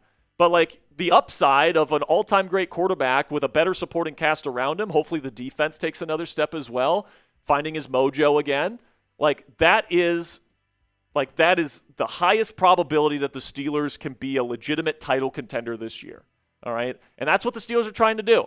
Whether you want them to rebuild or not, they're not. So let's just deal with the reality at hand and try to kind of do the best thing for the current goals of the team, which is to try and compete for a Super Bowl next year. Who gives this team the best chance to win a Super Bowl next year? It's by far and away, and this was maybe even the case before free agency as well, Aaron Rodgers. So you could argue you could have gotten a higher upside guy and Malik Willis, but there's a good chance Malik Willis stinks too. Yeah, Malik Willis had super small sample size. There's a chance that he wouldn't be good. There's a chance that the Dolphins are the next team with egg on their face because they paid a lot of money for a quarterback that ends up not being very good. Well, to their credit, they've also blown that up too. Yeah, fair enough. But it's just one of those things where it's you can't have your cake and eat it too with the quarterback. You can't be oh well, let's just draft this guy and he's going to be the next savior of the franchise. That doesn't work. Ponzi, I disagree with that first part. I think the Steelers can have their cake and eat it too, because with Rodgers, let's talk about more the people. Well, I know what you're saying, but what I'm saying in a different perspective there, you can have Rodgers your best chance to win a Super Bowl this year, and it's a low-risk investment where if it doesn't work out, you can just reset at quarterback next year with zero financial penalty. There's no reason not to go with Aaron Rodgers as far as I'm concerned at this point. More so if the talk around okay, well, we don't want Rodgers, we want a new quarterback, and this new quarterback's going to be immediately better. That's just not a guarantee. Not a guarantee. We're talking about Will Howard, and this conversation's going to go to Will Howard because of course it is. Because Will Howard is not a proven commodity. There's no chance. Even proven commodities aren't proven commodities sometimes. And even on the off chance Will Howard becomes a top 15 level franchise quarterback in year one of his NFL career, he would be a first-time playoff quarterback if we made the playoffs with Will Howard, and first-time playoff quarterbacks never go on playoff runs, ever. It's been well documented that the first time quarterbacks make the playoffs, they usually lose unless they're playing against, you guessed it, another first-time playoff quarterback. So, like, even if Will Howard works out, which, by the way, not a super high chance that happens with him being a 6th-round pick that's ever played in the league before, like, even if it works out, you still have a higher chance of going on a run with a quarterback with as much playoff experience as Aaron Rodgers as he has. And, like, the only, like, I guess the going against the grain there was Drake May, and even then, the Super Bowl was bad. Like, Drake May did pretty well. And by the way, Drake May didn't play great in the playoffs this year. Like, played a Chargers team that they beat up on with their defense. Like, he did not have a singular, like, legit Texans good game. Texans game, not good. C.J. Stroud. Super Bowl, not good. Yeah. The AFC Championship game against Denver. Denver almost won the game, and they had Jarrett Stidham. Yeah. Because the Patriots couldn't score. Like, I mean, I don't know. First-time playoff quarterbacks just don't get it done, man. Not usually. There are exceptions, but, like, is Will Howard, like, what are the chances that Will Howard's the exception to that rule? It's probably not very high. So, like, if we're just playing the odds here, Aaron Rodgers gives this team the highest probability of going on a run in the playoffs this year, period. I see Justin in the comments too. I respect Justin's opinion here. He's like, Steelers QBs with lots of experience don't go on playoff runs here either. But, like, that's just the Steelers' whole team. They haven't been able to make a playoff run. That's the whole thing since 2016. That's the last time they won a playoff game. Like, they haven't been able to win. I understand where you're coming from. That the frustration with this team is completely valid. Mm-hmm. However, if we're talking about the best chance to win, who would you rather have? Aaron Rodgers or Will Howard or Mac Jones? And listen, man, like, if there was a legitimate, good, long-term option at quarterback this year to go with, I would be advocating for it. All right? But you have to realize what the team's goals are right now, and you got to look at NFL history and, you know, what usually gives you the best chance given all that information. And, you know, it's not a good quarterback class. It wasn't in free agency, and it's not in the draft this year. So long-term quarterback options were very, very slim for the Pittsburgh Steelers this year. It should be better next year in the offseason. So, like, you have a guy in Aaron Rodgers that elevated a team with a really bad wide receiver room to a league average rate. He had the best season for a quarterback here in Pittsburgh in many seasons, despite having that shitty wide receiver room the entire season. And by the way, we all acknowledge the wide receiver room was terrible, but people still want to say, oh, it's all Aaron Rodgers' fault here. Like, Brother no. was throwing a Marquez Valdez-Scantling and Adam Thielen in the year of 2025. And he was still getting this team to over league average in scoring offense. Like, this offense overperformed last year. People don't understand that. You know, they make the memes of, like, the washed player, like, for instance, like Celtics Shaq. That was Marquez Valdez-Scantling and Adam Thielen in 2025. Yes. They're Celtics Shaq. Like, name me the quarterback that we could have had on the team last year that would have gone on a run. That would have beaten that Houston Texans defense last year with the receiver talent that we had. If you watch that film versus Houston, they just played man coverage. They double-teamed DK Metcalf a lot, and they just played man-to-man, and they covered everybody up. Rodgers had 0 places to go with the football. And even when DK was open, he dropped the ball. Yeah, and then the one time DK got open on a crosser, he dropped it. Like, I'm sorry, where is the quarterback coming into the picture here of how Rodgers fucked us out of a playoff game last year? Like, that's not what happened. I understand people. The lack of wide receiver talent was the main difference there. And they're fixing that issue. So, like, if we have one of the smartest quarterbacks in the history of football on our team again next year, that, by the way, still has awesome arm talent, has experience in the offense that we're running this year. The defense should take a step forward this year because we got Terrell Austin's ass out of here. You have better offensive play calling compared to what you had last year with Arthur Smith. Still going to have a good run game. Pat Freiermuth will be on the field more. Darnell Washington will be healthy.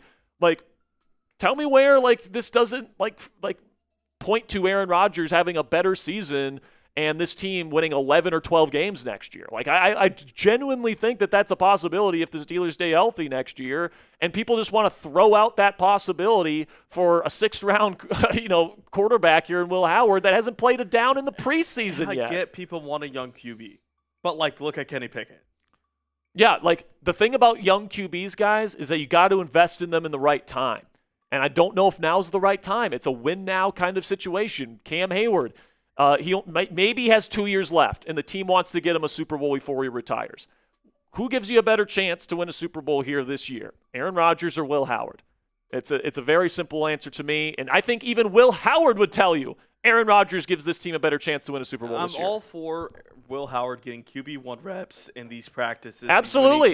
Camps. I'm all for that. By the way, that's part of the reason why I'm okay with Rodgers not being there right now, because this time of the year is more important for a guy like Will Howard. Who missed a good part of preseason last year, or actually all of it, with an injury. 100%. He didn't get those reps. $20 from Darren Carroll. Appreciate you, my friend. $20. Clap it up for Darren. Says lineman, please. Could be lineman. I think they're going to have that short list of guys that they want. If they can get one of those guys, I think that'll be the pick. If all of them are gone by 21, which is very possible, I think it'll be receiver. $5 from Darren Carroll again says shitty wide receiver room, period. Like, listen, man, we've done this exercise before. You switch Aaron Rodgers and Matthew Stafford in terms of the teams that they got, the play calling that they got, the wide receivers they got. Does Matthew Stafford win that playoff game against Houston here in Pittsburgh last year? No, there's no open receivers to throw to. And like Aaron Rodgers on the Rams last year, I'm not saying he would have won MVP. I think Stafford's the better quarterback. Okay, I want to make that abundantly clear. But like, does he play better than he did here in Pittsburgh last year? Throwing to his buddy Devontae Adams, Puka Nacua, arguably the best receiver in the league last year. Sean McVay calling his plays. Absolutely. I mean, look at what he did They would have, like, the Rams wouldn't have been that much worse last year if Aaron Rodgers was their starting quarterback. In my opinion. Look at what Matthew Stafford did in 2019 with, like, last year Kenny Golladay. I think it was Golden Tate and some other guy that I can't remember right now. But, like, look at what he did with them. He had a similar wide receiver room.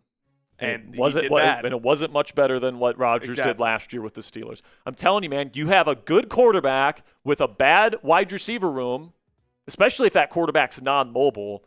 It's gonna be bad, okay? And I think Rodgers did the absolute most he could have with what he had to work with. All right, like they ran the football a lot. They had a lot of multiple tight end sets, and they played power football last year, and it was a lot of short passes and a lot of run after stuff. But that was probably the smart way to handle an offense that had maybe the worst receiver room in the league. Like, what did people want this team to be last year? Like, just chucking it down the field to a double covered DK Metcalf? Like, it's all about expectations, and it's all about looking at what's going on with the surrounding cast around a quarterback, and then what's the reasonable expectation there. I just don't think there was a lot of quarterbacks in this league last year that would have had like way better seasons than Aaron Rodgers had last year if they were on the Steelers. Because I don't care who you are. If you have a bottom 3 wide receiver room in the league, you're going to struggle as a non-mobile pocket passer at quarterback. Tom Brady did his final season in New England. He goes to Tampa Bay where he gets Mike Evans and Antonio Brown and Chris Godwin and Rob Gronkowski and Bruce Arians as his head coach and a good offensive line. And then boom, he's back to being a top 10 passer in the game statistically, and he wins a Super Bowl at age 43. The same age Rodgers will be next year, by the way. All right. Keep the super chats coming. We're happy to answer any and all questions surrounding Rodgers or the draft or whatever you guys have on your mind. That's why we're live here today. But now we're going to get into my final Steelers mock draft. It's our only segment of the show here. So if you want the show to continue after my final mock draft here, make sure you guys get those super chats in so that we can keep talking Steelers football for as long as you guys want. All right, with that, let's get into my final predictive Steelers mock draft of the 2026 draft cycle. It's coming at you right now.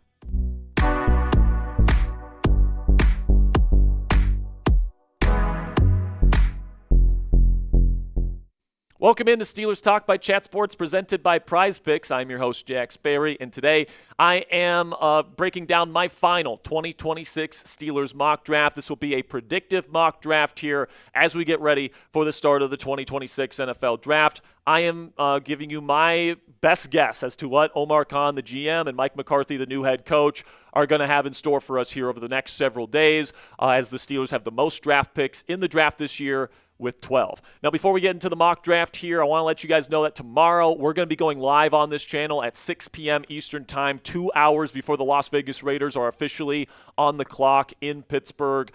there in the parking lot of Acrisure Stadium. And we're going to be breaking down my final mock draft again. We'll be talking about my full first round final mock draft as well. We'll be breaking down my positional rankings. We're going to get you guys ready for the start of the 2026 NFL Draft tomorrow. And, of course, whenever the Steelers make picks, we're going to make sure to get you guys breaking news coverage with live analysis of those players. So make sure you guys click that subscribe button if you haven't already to never miss a thing during the 2026 NFL Draft when it comes to the Pittsburgh Steelers. Now, just so you guys know, today's mock is a predictive mock draft. This is not necessarily the way that I would go about it if I'm the Pittsburgh Steelers. I already did my personal perfect mock draft. It's up on the channel right now if you guys want to check it out. This is what the thumbnail looks like for that. I'll put the chip to that one in the top right of today's show if you guys want to check out my perfect Steelers mock draft, which we put out over the weekend. But with the first pick here for the Pittsburgh Steelers, I'm going to have them stick and pick, and I'm going to have them take Denzel Boston, wide receiver out of Washington. And I don't want anybody to be surprised here if Boston ends up being the pick here on Thursday night. Now, I'll also say if they stick and pick and it's a receiver, I would say keep your eye on Omar Cooper Jr. as well. Okay, and I already picked Omar Cooper Jr. in my personal perfect mock draft, so I decided if it's a coin flip here between Omar Cooper Jr. and Denzel Boston, I'll go with Boston in this particular mock. But, I would be happy with either one of them. If I'm being completely honest with you, I would prefer Omar Cooper Jr. However, he did not get a top 30 visit with the Steelers, but Denzel Boston did. So he might be the one that at the end of the day is the Steelers' guy at the wide receiver position. And the Steelers have given Boston a ton of attention during this draft cycle. There are only two players that are projected first-round picks this year that got both a top 30 visit in Pittsburgh and a combine formal meeting with the Pittsburgh Steelers in Indianapolis. And it was Mekhi Lemon, receiver from USC, who I don't think the Steelers are going to be able to get in the first round tomorrow, and then Denzel Boston. So the level of interest that they're showing in Boston is very real, but you might be saying at home, but Jack, we already have two big wide receivers. Don't we need a complementary, smaller, shiftier type of wide receiver to kind of complete this room? And even though I think I'd be 100% okay with the Steelers adding a smaller, shiftier wide receiver like a Mekhi Lemon or a Casey Concepcion, if that ends up being the pick tomorrow, I think that those types of receivers can work with the Pittsburgh Steelers offense. But I also think adding another bigger receiver could also work with the Steelers offense because Michael Pittman Jr. is actually a very versatile wide receiver, guys. And honestly, I think Pittman could honestly be at his best right now at this point in his career in the slot. And, we see in the modern day NFL, a lot of these teams are playing big nickel and stuff like that.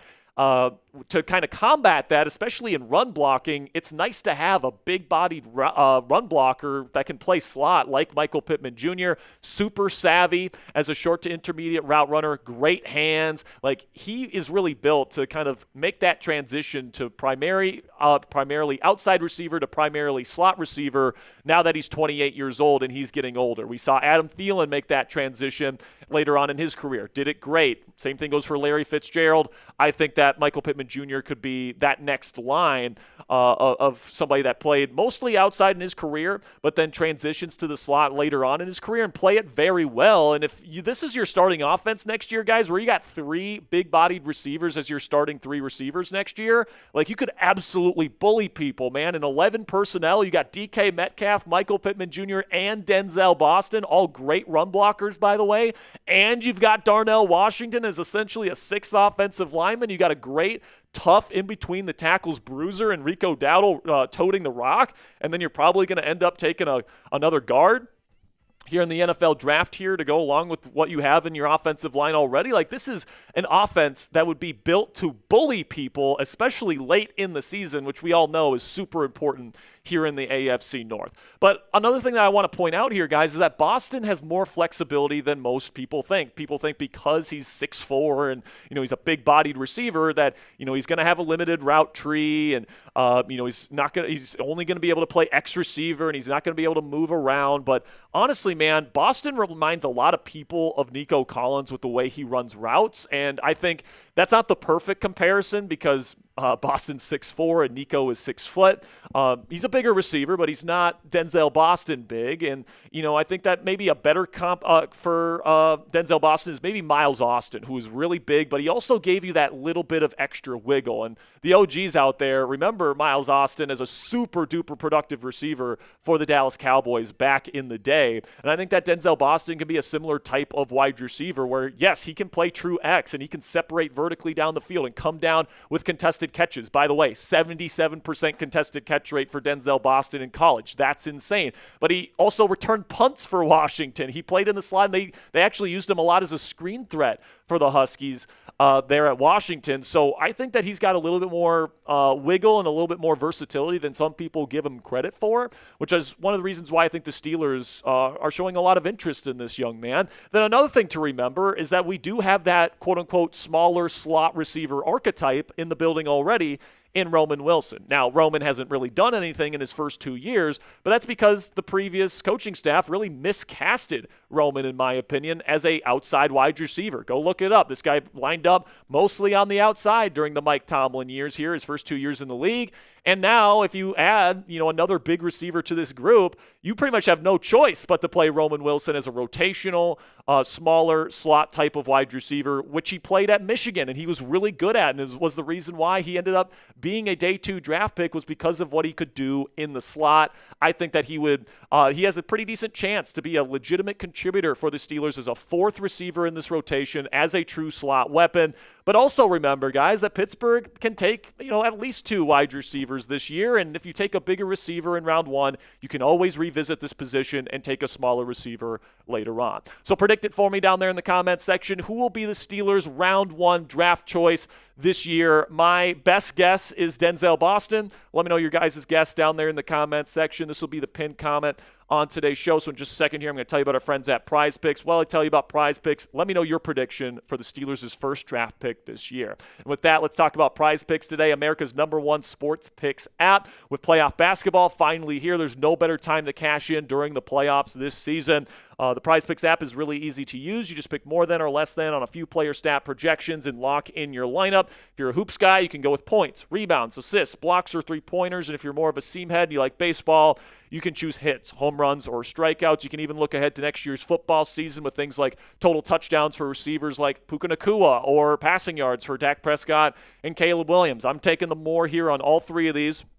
And if you agree with me, you guys want to put this in your lineup, $20 entry fee here for this particular lineup. If you get all 3 correct in a power play, you guys can get $120 back from our friends at Prize Picks. And one thing that I love about Prize Picks, guys, is the new social feeds feature where you can share Prize Picks with your friends and copy lineups with a single click. You can actually follow me on the app at Sperry to see all of my lineups. Download the Prize Picks app today and use code HMA when you play your first $5 lineup to receive $50 in lineups today. That's code HMA when you play your first $5 lineup to get $50 in lineups with Prize Picks. Click the link in the comments and description to download the app, and a big thank you to Prize Picks for sponsoring Steelers Talk by Chat Sports.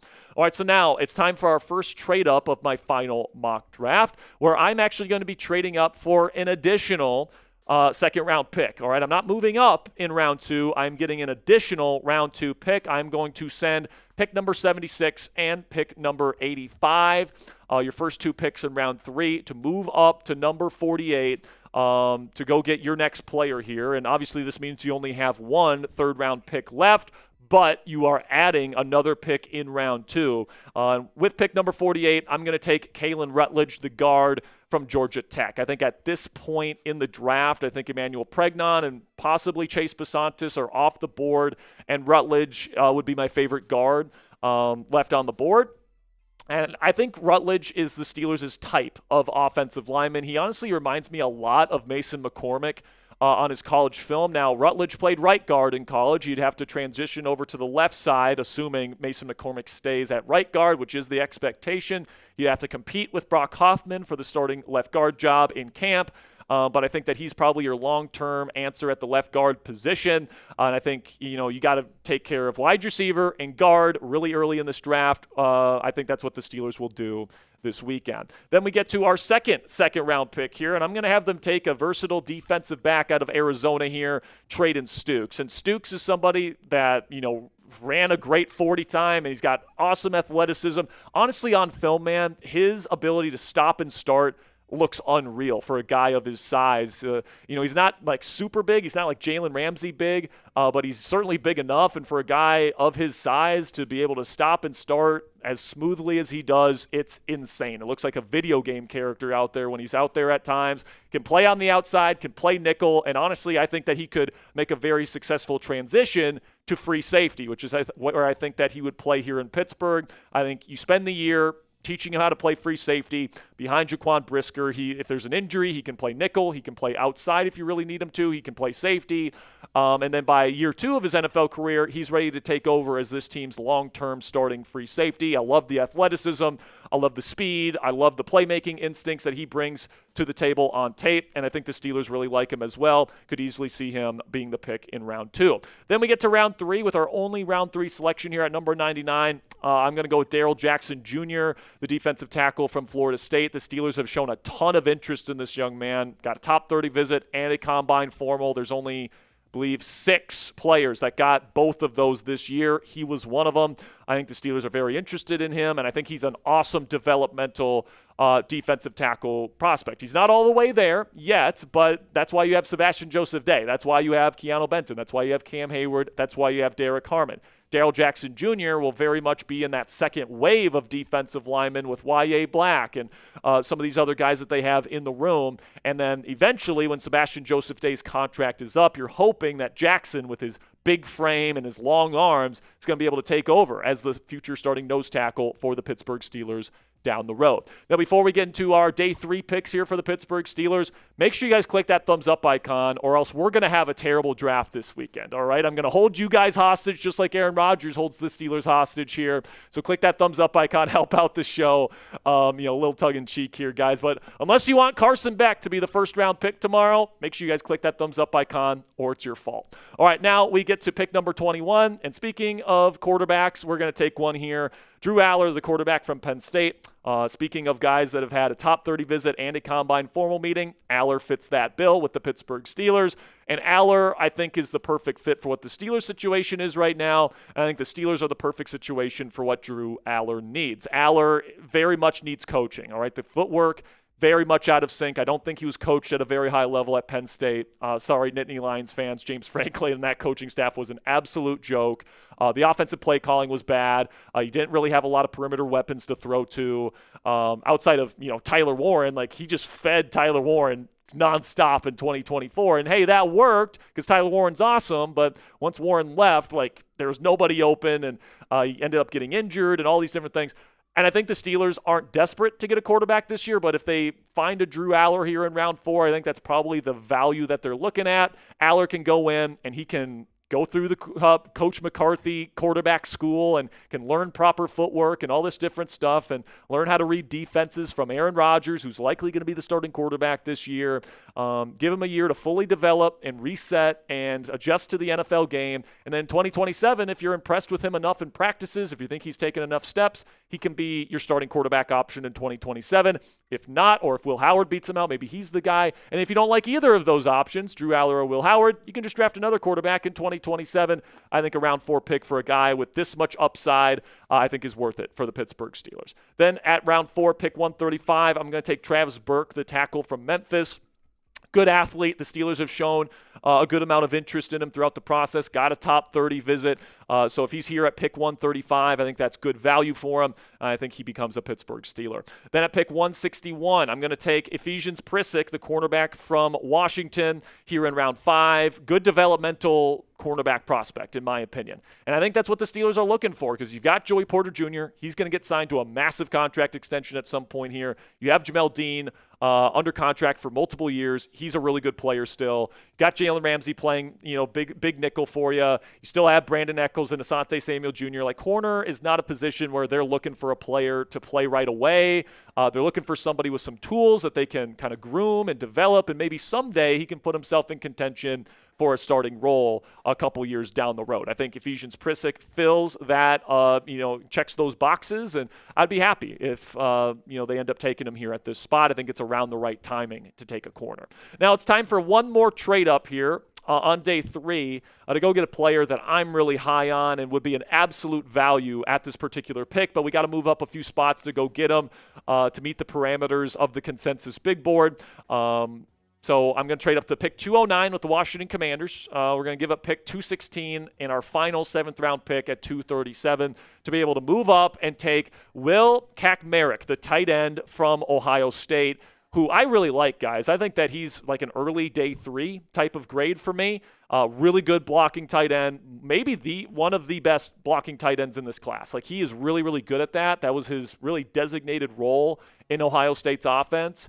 And he's also a pretty reliable, like, possession tight end as well as a receiver. He's not going to route you up or anything like that. He's not a, big-time matchup nightmare. But, if Darnell Washington, God forbid, goes down with another injury, you can still put Kachmarek in there as the blocking tight end. If Pat Freiermuth, God forbid, goes down with an injury, you need somebody that can, be a decent possession tight end. I think Kachmarek can do that as well. When you're looking for a tight end 3 that's not going to play a whole lot but can play either role, if either of your starters goes down with an injury, I think Kachmarek fits that perfectly. The Steelers brought him in for a top 30 visit, so they're clearly interested.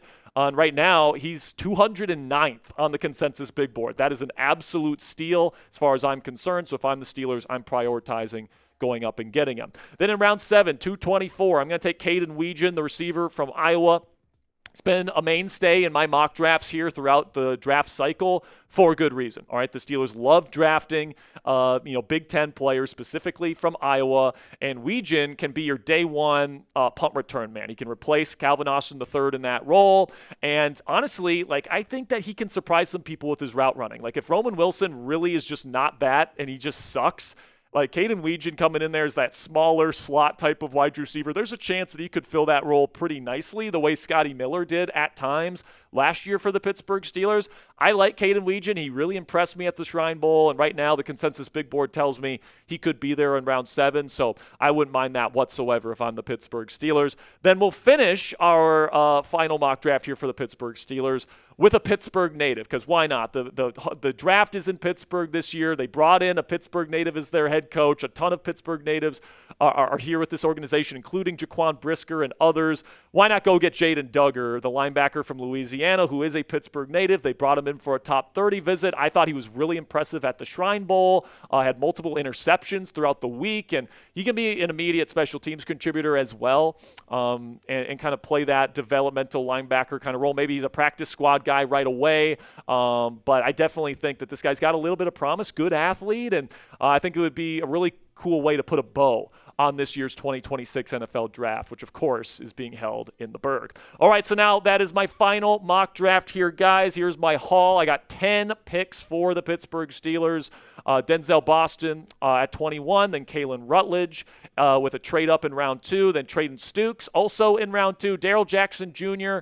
in round 3, Drew Aller at the start of round 4, then Travis Burke also in round 4, Ephesians Prisic in round 5, Will Kachmarek in a trade-up situation in round 6, Caden Weegan and Jaden Duggar in round 7. So let me know what you guys think down there in the comments section. It's the moment of truth. That is my final Steelers mock draft of the year. Give me a grade, A, B, C, D, or F. Let me know what you guys think down there in the comments section. And that'll be it for today's edition of Steelers Talk by Chat Sports. Tomorrow, we're going to be getting you guys the last-minute Steelers news and rumors before we go live in the AM, followed by a 2-hour pregame show before we kick things off on night 1 of the NFL Draft tomorrow. So make sure you guys click that subscribe button and turn on those notifications so you always know when we put out new content throughout the NFL Draft this year. All right. I hope you guys liked it. I'm guessing some people maybe, if you're lower on Denzel Boston, obviously you're probably not going to love it. It's just, and like I said before, Ponzi, it's not my mock draft necessarily. It's what I think the Steelers are going to do. It's my best guess. And it's tough to predict because I think that this is the toughest first-round draft selection to predict for the Steelers since I've been working here. It really is tough to decipher because there's different ways the board could fall. But like right now, I think Denzel Boston has the best chance to be the pick tomorrow. I think Omar Cooper Jr., by the way, is neck and neck with him. I think it's really close between those two because I think the Steelers do like Omar Cooper Jr. as well. And personally, I would rather draft Coop. Like if we draft Omar Cooper Jr. over Denzel Boston tomorrow, that would be my preference. It's just I would also be okay with Denzel Boston, and like with the interest that they've shown in him during this process, he's definitely in the mix to be the pick tomorrow night. And I really feel like, this is the one draft with one team where it's like the positions are like solidified. Like I'm pretty sure, like unless something drastic happens, it's going to be an offensive guard or a receiver tackle who can play guard or a receiver. Yeah. It'll be an offensive lineman or a receiver. I'm like that. That is the part of this, guys, that I'm pretty sure of. Like, is there maybe a very small outside chance that it's Dylan Thieneman from Oregon? Maybe. I don't know, man. I don't think so, but like crazier things have happened. I just think that there's a 95+% chance it's either an offensive lineman or it's a wide receiver, and that's the way it should be. And safety will be in play on day 2 as well as the position you don't address in round 1. I think defensive line starts to kind of get into the picture in round 2 or round 3 as well. Tight end might even enter the chat here maybe a little bit earlier than I projected. I could see them spending their second, 4th round pick on Cak Merrick, for example. Yeah, I mean, they really like him. I don't disagree with that at all. I just really think these two selections have to be, in my opinion, a receiver and a guard. Mm-hmm. Like that's non-negotiable for me. I feel like you could address the safety position, you could address the interior defensive line position if you want a little bit later, because I feel like there's guys that they've shown interest in, and I feel like Darrell Jackson Jr. is one of those guys. But like right now, I'll say this. Sorry to cut you off. If you take receiver round 1, round 2's got to be guard. Yeah. Exactly. But if you take guard in round 1. There's situations, especially if Jeremy Bernard is like off the board at 53, where I would take a safety in round 2. Yeah, like I feel and then like because you can get a receiver in round 3, you can get a number 3 starting receiver on day 1 in round 3 of this draft. So it just depends on who's that first round pick, which is another reason why, like I keep saying, the first opportunity you get to get that starting left guard, you got to take it because you don't know if you're going to get that opportunity again down the road. And I really feel like I don't know, but someone just keeps telling me, I really feel like they might trade up. Like, I feel like if they have a Mekhi Lemon or a Venga right there where they could just spend one of their 3rd-round picks, like, I feel like that's the situation where, like, Omar Khan is just jumping at the phone to get there. Like, I feel like, in the first round especially, if their guy is there, they're going to go get him. Yeah, I don't disagree. Yo disagrees with me, though. He says after round 1, there's not a lot of good receivers left in this draft.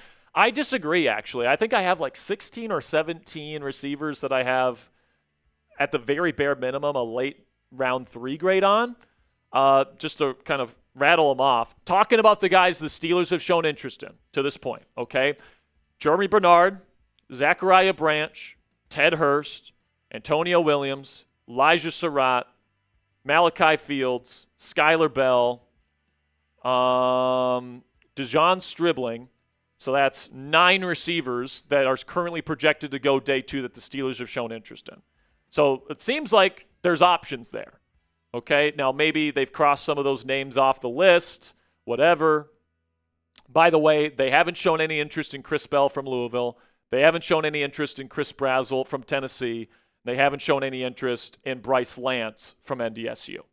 Like, I don't know, man. Like, I feel like what I mean by, like, obviously, like, taking a guard, taking a receiver with the first 2 picks, that's what I would do. Yeah. But, like, obviously, if the board falls in a way where, you're reaching on a guy and, like, yeah, there's certain ways. You're just talking about preferred. Yeah, exactly. Like, I'm preferring, like you keep your options open, but like if things go the way you want them to go, your first 2 picks is going to be some combination of receiver and guard. Because, like, I feel like this wide receiver class is talented, especially down the board, but, like, if I want my guy, I want my guy, Like, yeah. If that is a Mekhi Lemon, if that is a Venga, if that is, even, like, shock out of nowhere, Jordan Tyson or Mark Cooper. Yeah. Like, get your guy because you have the resources too. Yeah. Another reason why, guys, that I would prefer guard over receiver in round 1, if I can get a good guard, is because, like, I'm just telling you guys right now, you're going to see quite a bit of 12 personnel next year. Now, it won't be as crazy with the 12 and 13 personnel packages as it was last year, but, like, you are going to see Spencer Anderson be used as a jumbo tight end again this year. You are going to see certain situations where Pat Freiermuth and Darnell Washington are on the field at the same time. And in those situations, you're only going to have 2 receivers on the field at once. So a left guard is going to be on the field more than a number 3 receiver will be. So I think that that's why guard will be it's part of the reason why I think guard will be the priority tomorrow. But I don't think the list of guards is that long of guys that the Steelers would take tomorrow. And most of the guys that would be on that list have a very good chance of being gone by the time we get to 21. So, like, Yeah. I know Jerry Dulac says the Steelers won't trade up for a guard, but that kind of feels like the team telling Jerry to say that so that, people will believe him. Because, listen, man, whatever. I don't know Jerry personally. I'm sure he's a great guy. The Steelers have used him as a useful idiot for years. Last year, they had him put out, the Steelers love Shadur Sanders, and they have a first-round grade on Jackson Dart. Steelers are going quarterback. Steelers are going quarterback. What'd they do? Defensive tackle. The exact opposite of quarterback. Unless Harmon's playing QB, I don't know. There's a reason why Jerry is rarely right on this stuff in terms of speculative stuff. Like, he has accurate reporting because the team will feed him, like, actual reports. But, like, when he is saying stuff that isn't confirmed, it's usually wrong because the Steelers usually want that information out there so that they can do something different. All right? So, like, when I hear him say, no way the Steelers trade up for a guard, that just blares the alarm bells in me of, like, Steelers might trade up for a guard if the right one is there. It's like Bizarro. If Fano starts falling a little bit, if Fano or Iwane is there at 15, I think the Steelers make a call to Tampa Bay. Yeah. I would be thrilled if that's the pick. Obviously, you don't trade up too much. I would offer Tampa Bay 21, so a first-round pick swap, and then I would offer them pick 76, so your first third-round pick. Which is fine. If they say no to that, fine. Either way, you're going to get a player that you like. If passes on him, offer it to the next team. Exactly. And if you get to 21, the chances that Omar Cooper Jr. or Denzel Boston being there, extremely high. At least one of them is going to be there at 21. So, like, the break glass in case of emergency option is probably Omar Cooper Jr. or Denzel Boston at 21. Yeah, agree. And, I know some people like KC Concepcion. Maybe he's on their radar. I'm not going to rule out Concepcion, but he didn't get the top 30 visit. Denzel Boston did. So if it's a debate between Boston or Concepcion, I do think the Steelers prefer Denzel Boston. And then Omar Cooper Jr. versus KC Concepcion, neither of them got top 30 visits, but Cooper has more connections to the Steelers coaching staff. Adam Henry, Frank Signetti Jr., obvious connections there. So, I would say Concepcion maybe is in play for a late round like trade up, but I don't think he's on their short list to be picked at 21. $5 from Jordan Brown says, Jack, do you think Proctor will slide to us like they are predicting? It's definitely a possibility. And honestly, guys, I've evolved on multiple prospects this year, Ponzi. Early in the process, I was like, I don't want Caden Proctor and I don't want Denzel Boston. All right. And as the process has gone on here, and I've kind of discovered how good of a slot receiver Michael Pittman Jr. is by watching every single snap of his film over the last several years with the Colts, I think he might be a better slot receiver than he is an outside receiver. Guess what, guys? Takes evolve. Yeah, yes. And then Caden Proctor, I didn't want him initially because I thought he was a tackle-only guy before I watched the film. Then I watched the film, and I saw somebody that surprised me with how accurate his hands are. His hand placement's really good. And I saw somebody with an incredible anchor, somebody that's never on the ground. His balance for a guy that big is actually unreal. It's unreal. I mean, look at the place where they fed him the ball. Yes, dude. Like his just pure athleticism is awesome. And like, it's not a joke. Try telling me that Mike McCarthy wouldn't have a shit ton of fun drawing plays up for Caden Proctor as like a wildcat quarterback. We saw what they did with Spencer Anderson. It was it was a lot of fun. And here's the thing. Proctor played at like 380 pounds in college. I don't know why Alabama was okay with that. That's just too big. It wouldn't happen in the same era. His biggest issue on film is his foot speed, because he was playing at almost 400 fucking pounds. Guess what? He's lost a bunch of weight. I think he weighed in at like 358 or something like that, 359 at his pro day, and he's moving well. Like, if you watched him at the combine, if you watched him at the pro day, his feet look a lot faster in these drills. Brother was moving. Now, maybe it's just drill work, and when he gets on the field, like, he's not going to have quicker feet. But I'm fine with that if you're drafting him to play guard, because you don't need to have super fast feet as a guard. You need to be able to anchor. You need to be able to have accurate punches. You have to be able to win in a phone booth. And he can do that even as like a giant player.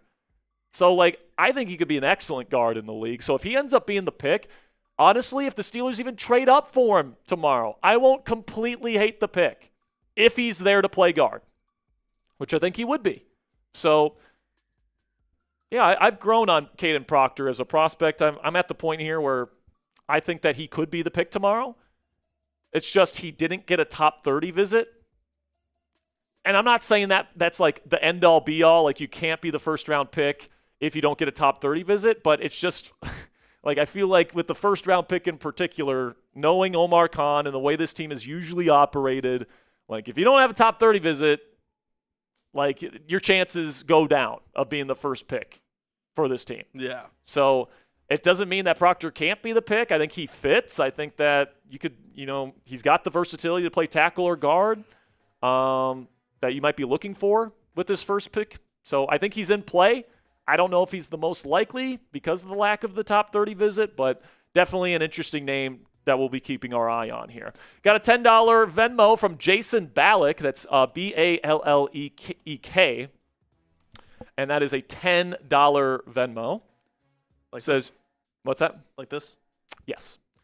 And he says, I would take this draft if it would fill every need.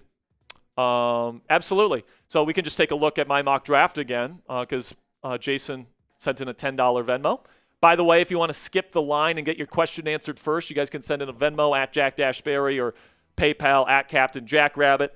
But I think if this is the haul that you're bringing in, 10 picks, you address every single need, you get a starting wide receiver 3, Denzel Boston, day 1, you build maybe the most physically imposing wide receiver room in football if Boston's the pick. And you still have that smaller slot receiver that can be a rotational piece in this offense in Roman Wilson. Like, I kind of like that wide receiver room setup if we have Denzel Boston. Because if you draft Mekhi Lemon tomorrow, and by the way, I'd be perfectly fine with that. I love Lemon as a player. But if you take Lemon, Ponzi, Roman Wilson is pretty much just a pure backup. And, like, I'm okay with that. Roman hasn't shown jack shit his first 2 years, but like having a setup here where there's actually a vision for him to be a contributor on this team moving forward is something that I would like. Yeah, I definitely think I don't just want to give up on Roman, especially because he was miscasted by the previous coaching staff. I want to see what he can do playing the position that he should have been playing in the first place as a slot technician. I definitely don't disagree with you there, but like if it comes to like push comes to shove and like Mike McCarthy really likes Mekhi Lemon and like sure, yeah, like that, then that's it. Yeah, that's fine. That's fine. Yeah, if Mekhi, like I said, if Mekhi Lemon's the pick, I will frankly be jumping for joy. My comp for Mekhi Lemon is JSN. It'd be nice to have a JSN in this so offense. Like if he makes it to 15, which isn't impossible, although I do think he probably goes to LA at 13. But if he doesn't, and they go Kenyon Sadiq, or they go another position, or they trade up for Jeremiah Love in the top 10, which is possible, by the way. If Mekhi Lemon's there at 15, once again, I'm calling up John Licht there with the Tampa Bay Buccaneers, their GM, and I'm saying I'm offering you pick 21, and I'm offering you pick 76. Yeah. And if the answer's no, the answer's no, because I don't think the gap between Lemon and Boston and Omar Cooper Jr. is so astronomical that you're going to give up like your second round pick or a pick in a future or in 2027. Which is supposed to be really good. Yes, you want it. Under no circumstances, by the way, am I trading 2027 draft picks. I'd rather trade Alex Highsmith before that. I don't know about that, but maybe I might. I don't want to give up either one of them. I don't want to give. Okay. I don't want to give up either one of them. $2 Venmo here from Samuel Pugh. My guy Sam says, going to the draft tomorrow, ready to see our next journey with this new regime. I'm right there with you, Sam. Have a great time tomorrow, man. That's going to be awesome. I wish I could be there. Obviously, we'll be here. Obviously, we got to be here in studio to get you guys our live coverage. But, man, it would be so cool to be there. Live on-site reporting. That would be cool. Yeah, that would be cool for sure. But, unfortunately, that's just not a possibility for us here at Chat Sports. But, yeah, I would absolutely love that. And it's going to be fun, man. If you have the chance to go to that draft, enjoy it for me, okay? Enjoy it for me. $5 from Bernard Nixon says, Nick Wright said you can't lead a team to not show up for most of the offseason. I mean, he did it last year, and apparently Rodgers did such a good job as a leader that they all want him back. Second super chat kind of continues on. This is just Nick Wright talking out of his ass, plain simply, okay? And like he said, like what did he predict the Steelers to win last year? 5 games? Like, why are we listening to him? A-Rod came in on June 5th and had 244 yards and 4 touchdowns with the new team in week 1. Last year, he'll be ready. And especially because, like, this isn't a completely new situation for Rodgers like it was last year. Like, he's had over 10 years in the bank in a Mike McCarthy offense. Officially 24 hours away from the draft, by the way. Officially 24 hours away from the draft, Ponzi. Man, it's been a journey since we unfortunately took that very disappointing L in this very studio. Wild card weekend against the stayed here talking about it against the Houston Texans on that terrible closer Monday than it was. Closer than what? Closer than the score indicated. Yeah, I mean a one-score game in the fourth quarter. It just completely unraveled there at the end. But offense just couldn't move the ball. And by the way, people always just put the blame on Aaron Rodgers for that performance. It's like, dude, if you watch that film and you know anything about football, no one was open. It's like, where did you want him to go with the ball? The run game wasn't going well. You didn't have Darnell Washington. I think losing Darnell Washington last year to that forearm injury was bigger than people realize. He was a big part of this offense, and to not have him was huge, especially for the run game. Yeah, like Jalen Warren wasn't able to get anything going. Like, you weren't able to get the backs out of the backfield. Exactly. And then, like, one of those things, too, it's like, what did you want Aaron Rodgers to do? Just chuck it up and pray? I'm wide open. I'm going to let it fly. Like, no. Exactly, man. And, like, there's 2 ways a quarterback can increase his production, okay? The first way is pretty much impossible for Rodgers, which is to improve as a quarterback and develop, which it's not happening at this point. He's 22 years into his NFL career. The other way a quarterback can be more productive is if he's surrounded by a better surrounding cast, which the Steelers are doing this year. So, like, if you're talking about best chance to compete this year, Aaron Rodgers is a low-risk 1-year investment in a year where there is terrible free agent options on the quarterback market, terrible early round quarterback options in the draft. Like, if this was a draft where you had 4 or 5 first round quarterbacks, we'd be talking about the Steelers taking a quarterback tomorrow and saying, fuck you to Aaron Rodgers. We're going with a rookie, and we're starting over with somebody else. But that's not the reality of this offseason, guys. Yeah. So I think next offseason is the year where, you know, I mean, this year was supposed to be a great quarterback class, so I guess we'll see how the college football season goes. But, like, there's a lot of quarterbacks that have to come out next year that are seniors that could certainly be in play for the Pittsburgh Steelers next year that aren't super small and injury-prone like Ty Simpson. So at the end of the day, here's my final argument on that, Ponzi. The players that shared the locker room with him, shared the practice field with him, played every single game with him last year, they all think that he can play, and they all think that he gives this team the best chance to compete this year.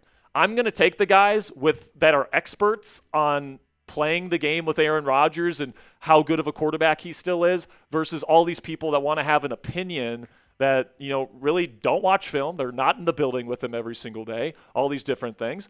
Like, I'm going to trust this locker room to kind of select who they think the best quarterback for this team is, and they've unanimously, according to Brooke Pryor and Adam Schefter, everybody in the locker room, every player wants Aaron Rodgers back.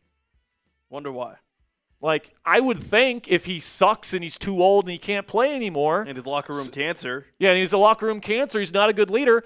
I'm guessing some of these players would have told Omar Khan, yeah, I would want us to go in a different direction at quarterback next year. Because, by the way, these exit interviews are anonymous. It's not like if they said something that Omar Khan was going to tattletale to Aaron Rodgers and they wouldn't be friends anymore. Like, no, that was their honest opinion. We want Aaron Rodgers back. So, like, if the players want it and they were in the building with them every single day last year and they don't think that it was his fault last year, shouldn't we listen to those opinions more than Andrew fucking Filippone's? Carson Beck, QB1. And Skip Bayless's and Nick Wright's? You know, like, I'm not saying the Steelers will win the Super Bowl next year with Aaron Rodgers. I'm not even saying they'll win a playoff game next year. I'm saying you have the best chance to do those things with Rodgers next year. And if you don't do them, you can take a quarterback in 2027. Finally get the top 10 pick you always wanted if they suck.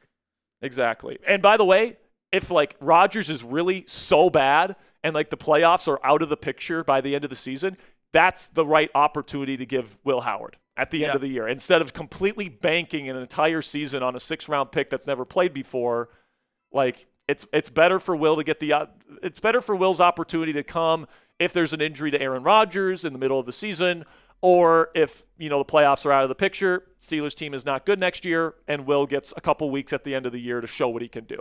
I think that's the more prudent strategy with Will Howard, other than just say, here you go, Will Howard, who's never played a down in the NFL and fell to the 6th round last year. You're going to be our starting quarterback in a win-now season, and we're going to count on you to deliver a Super Bowl championship before Cam Hayward retires. Just not a high odds bet right there.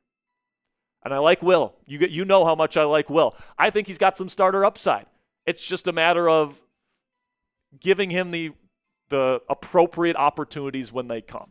And I don't think it's an appropriate opportunity to take a 6th-round pick that's never even played a preseason snap and just say, here you go, we're trying to win a Super Bowl this year, but here you go. You got to be a top 15, top 10 quarterback in the league immediately to even have a chance at that.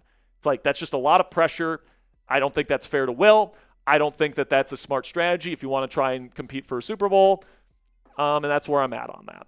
$5 from Bernard Nixon says a fan of 93.7 said A-Rod was bad last year. The Browns game did it for him. Oh, you mean the game where the only good receiver on this team was not playing and we were playing a top 5 defense in football? I wonder why Aaron Rodgers didn't play great in that game. And Marquez Valdez-Scantling fade ball to win the game. Well, not just that fade ball. He threw it to MVS 3 times at the end.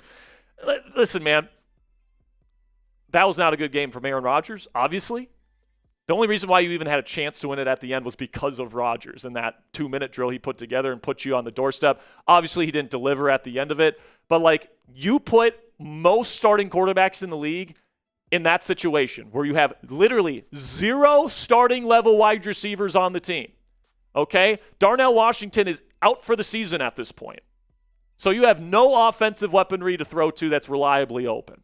Okay, then you're also going up against a top 5 defense with maybe the best defensive player in the history of football. Having his best season of his career, going up against essentially a rookie left tackle. Like, name the quarterbacks, please, that would have had an awesome game. To Dylan Cook's credit, he didn't allow a sack. Yeah, and to Rodgers' credit, he didn't.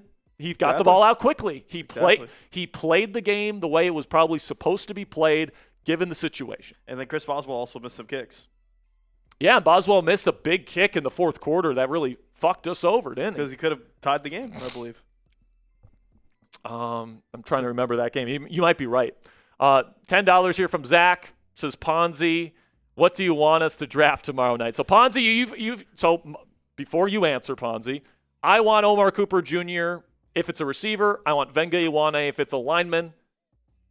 Who do you want, Ponzi? I mean, honestly, I'm kind of the same breath, but, like, I'm all in on Venga, man. Like I'm just do what it takes to take him. I love like I know if he's there at 15, I'm calling. Like I'm calling Tampa. Calling, I'm like, hey, like I know we disagree on this part. How does Alex Highsmith and my first round pick sound? There you go. Done deal. They need an edge rusher. Even then, even to get package Alex Highsmith in a second for 15. No, but like I think, ultimately do what it takes to get Venga Iwanez. The draft day meme, Venga no matter what.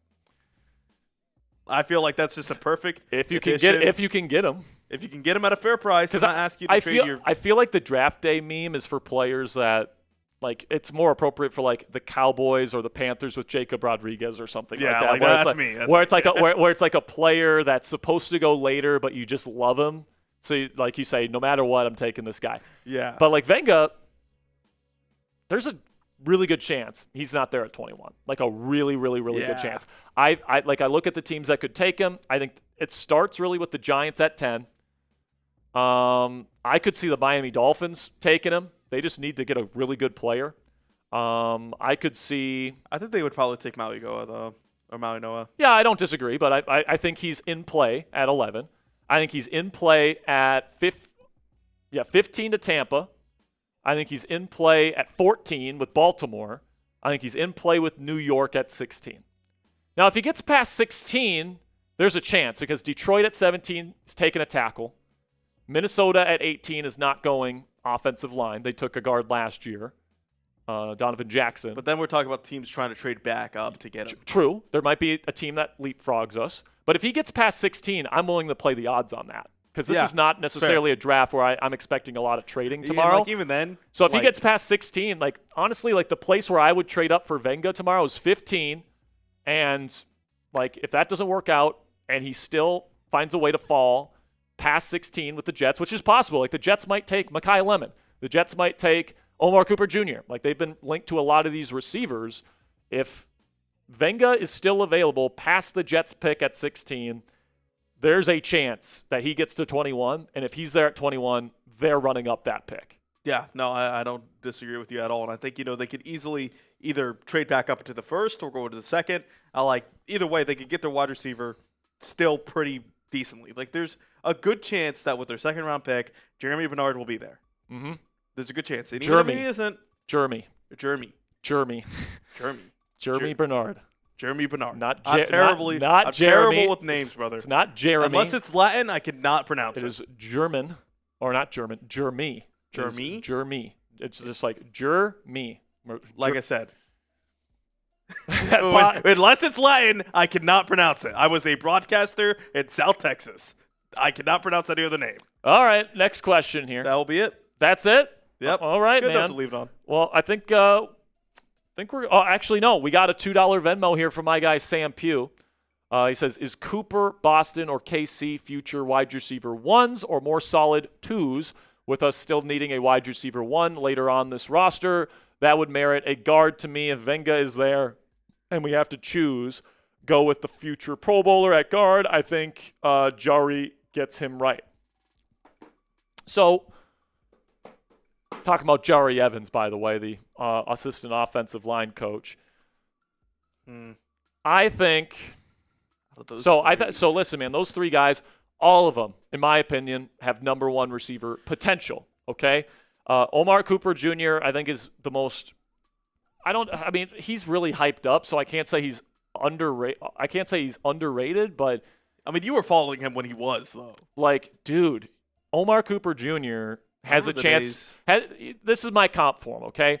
I think he's prime DJ Moore without the effort issues. Okay? Yeah. DJ Moore in his prime was unreal. He was great. Right after the catch, could make tough catches. Well built, can make guys miss. Great contact balance after the catch. Can be a screen threat. Can get open to all three levels of the field. DJ Moore in his prime was one of the most versatile and one of the most well-rounded receivers in football. I think Omar Cooper Jr. is like that, only he gives great effort as a run blocker. DJ Moore has never done that, and he never takes plays off the way DJ Moore always has. Or cuts the route short, or yeah. Exactly. So, to me, that is a number one receiver if you get that. And I think there's a pretty darn good chance, especially if he stays healthy, that he's going to be able to hit that comp.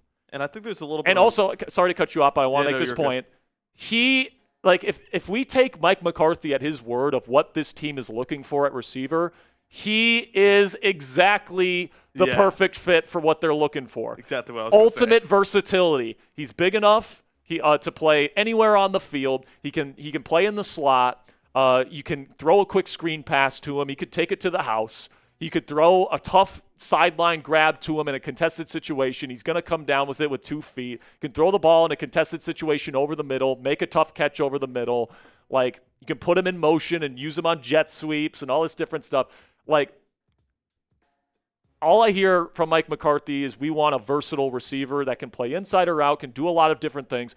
And then specifically with Aaron Rodgers, if he's coming back, he likes to get the ball out quick. If he sees a certain look in a defense, he likes to get the ball out fast to a quick screen look or a quick game concept. And in those moments, especially now that Kenneth Gainwell's no longer here to pick up the yak numbers the way that he did last year, like, you're going to need another guy that can do that. And I think Omar Cooper Jr. can just be that easy button for Aaron Rodgers that this offense could really, really use. And then, like, he's also really good at separating down the field. He's also got an incredible ability to make acrobatic catches that, like, nobody else can make. Do we not remember the catch that he made against Penn State last year? Dude. Where, like, he's up in the air, he's flying out of bounds, a defender's right on his back. Like, it's honestly, like, not the best throw in the world from Fernando Mendoza. It wasn't a good throw at all. It wasn't honestly, if that throw is to most receivers, it's an incomplete pass and their perfect season's over. Omar Cooper Jr. saved their perfect season with that catch. To be able to make that catch, contort his body to get that foot down, it was unreal. With full control of the ball the entire way through. And I feel like there's a little bit of he's unreal, man. Yeah. I feel like there's a little bit of, like, revisionist history with, like, Mike McCarthy and, like, the CeeDee Lamb type, where CeeDee Lamb wasn't a true number one right out the gate. He still had to develop. He still had a couple seasons with Amari Cooper. And, like, then he blossomed into that role. He was able to develop with Mike McCarthy. And I feel like Omar Cooper Jr. is, like, if you want that guy who's going to contribute right away, like a CeeDee Lamb, and still have the chance to become a budding wide receiver one, Omar Cooper Jr. is your guy. And I don't think that Denzel Boston and, Mekhi would be, I would be thrilled to get Mekhi like tomorrow Mekhi too. As well. Like, I don't think they would be bad picks, but I feel like for a Mike McCarthy offense with Aaron Rodgers at quarterback, I just feel like it's just such a perfect fit. It's such a perfect fit. And like the top 30 visit thing, it worries me less because of the connections that he has inside the building. Exactly. Adam Henry, who is the same wide receiver coach that was at LSU that developed Odell Beckham Jr., Jarvis Landry. He was in Dallas to help develop CeeDee Lamb. Like, he was the one at Indiana recruiting Omar Cooper Jr. to the Hoosiers. He was a big reason why he went to Indiana. Yeah. So, like, they're very close. Like, is it possible that, like, Adam Henry has a really good feel of Omar Cooper Jr., so the Steelers just felt like, hey, we don't need to spend more time with him. We really like him. Like a Garrett Nussmeier. There's rumors of that happening too. Yeah, Garrett Nussmeier's another one. That could be a pick on day 2 or early day 3 for the Steelers. Like, they got the connections inside the building, so you can make an argument the Steelers didn't need to waste a top 30 visit on them because they could have had more time with other players that they don't have as much experience with. Exactly. So, like, I think it's neck and neck. Like, if we get to pick 21, all the top guards are off the board, and we're left with a decision of Omar Cooper Jr. or Denzel Boston, which is, I think the chances that we're in this situation are higher than maybe people think. I think that there's a very decent possibility that that's the choice the Steelers are going to be having to make tomorrow. Like, I honestly don't know who they'd pick because they've shown a ton of interest in Boston. So, like, my brain tells me it would be him. But when I look at the fit and the versatility and the connections with Omar Cooper Jr., it makes me think that he's going to be the pick. So it really is, like, guys, I do this for a living. Like, I talk about and research, and, like, my whole life is the Pittsburgh Steelers. I cannot tell you with any sort of certainty between that choice, Denzel Boston or Omar Cooper, who's going to be the pick. Like, it really could go either way. I can tell you this. They're not drafting an edge. Yeah, they're not drafting an edge. They're not drafting a quarterback. They're not drafting a cornerback. And they're not Flip it, whatever you want. They're not not drafting a tight end. Or at least I hope not, or else you're probably going to see the biggest crash out in this channel's history. All right. Well, that's going to be it for tonight's show, guys. Again, we'll be back the same time tomorrow, 6 p.m. Eastern Time, 2 hours of pre-draft coverage, getting you ready for the start of the 2026 NFL Draft. All right. It's going to be really a historic day in the city of Pittsburgh, hosting the NFL Draft. Going to be drafting a big-time player here that's hopefully going to be a mainstay during the Mike McCarthy era here in the Steel City. It's been an incredible journey throughout this offseason, guys, and over the next 3 days, we get an awesome opportunity to just sit back, enjoy it. The Steelers have the most picks out of anybody. It's going to be a lot of fun, man. I can't wait for this to be the biggest draft that we've ever done here on Steelers Talk. We're going to be live for the first time in our channel's history. We're going to be live for the entire NFL Draft right here on Steelers Talk. I can't thank you guys enough for all the support that you've given to me and Ponzi. We'll get you guys some last-minute news and rumors coverage tomorrow before we go live at 6 p.m. Eastern Time tomorrow evening. And, yeah, it's going to be a great next few days, guys. All right, that'll be it for tonight's show. Thank you guys so much for joining us here tonight. I will see you guys tomorrow. Till next time, guys. Here we go, Steelers.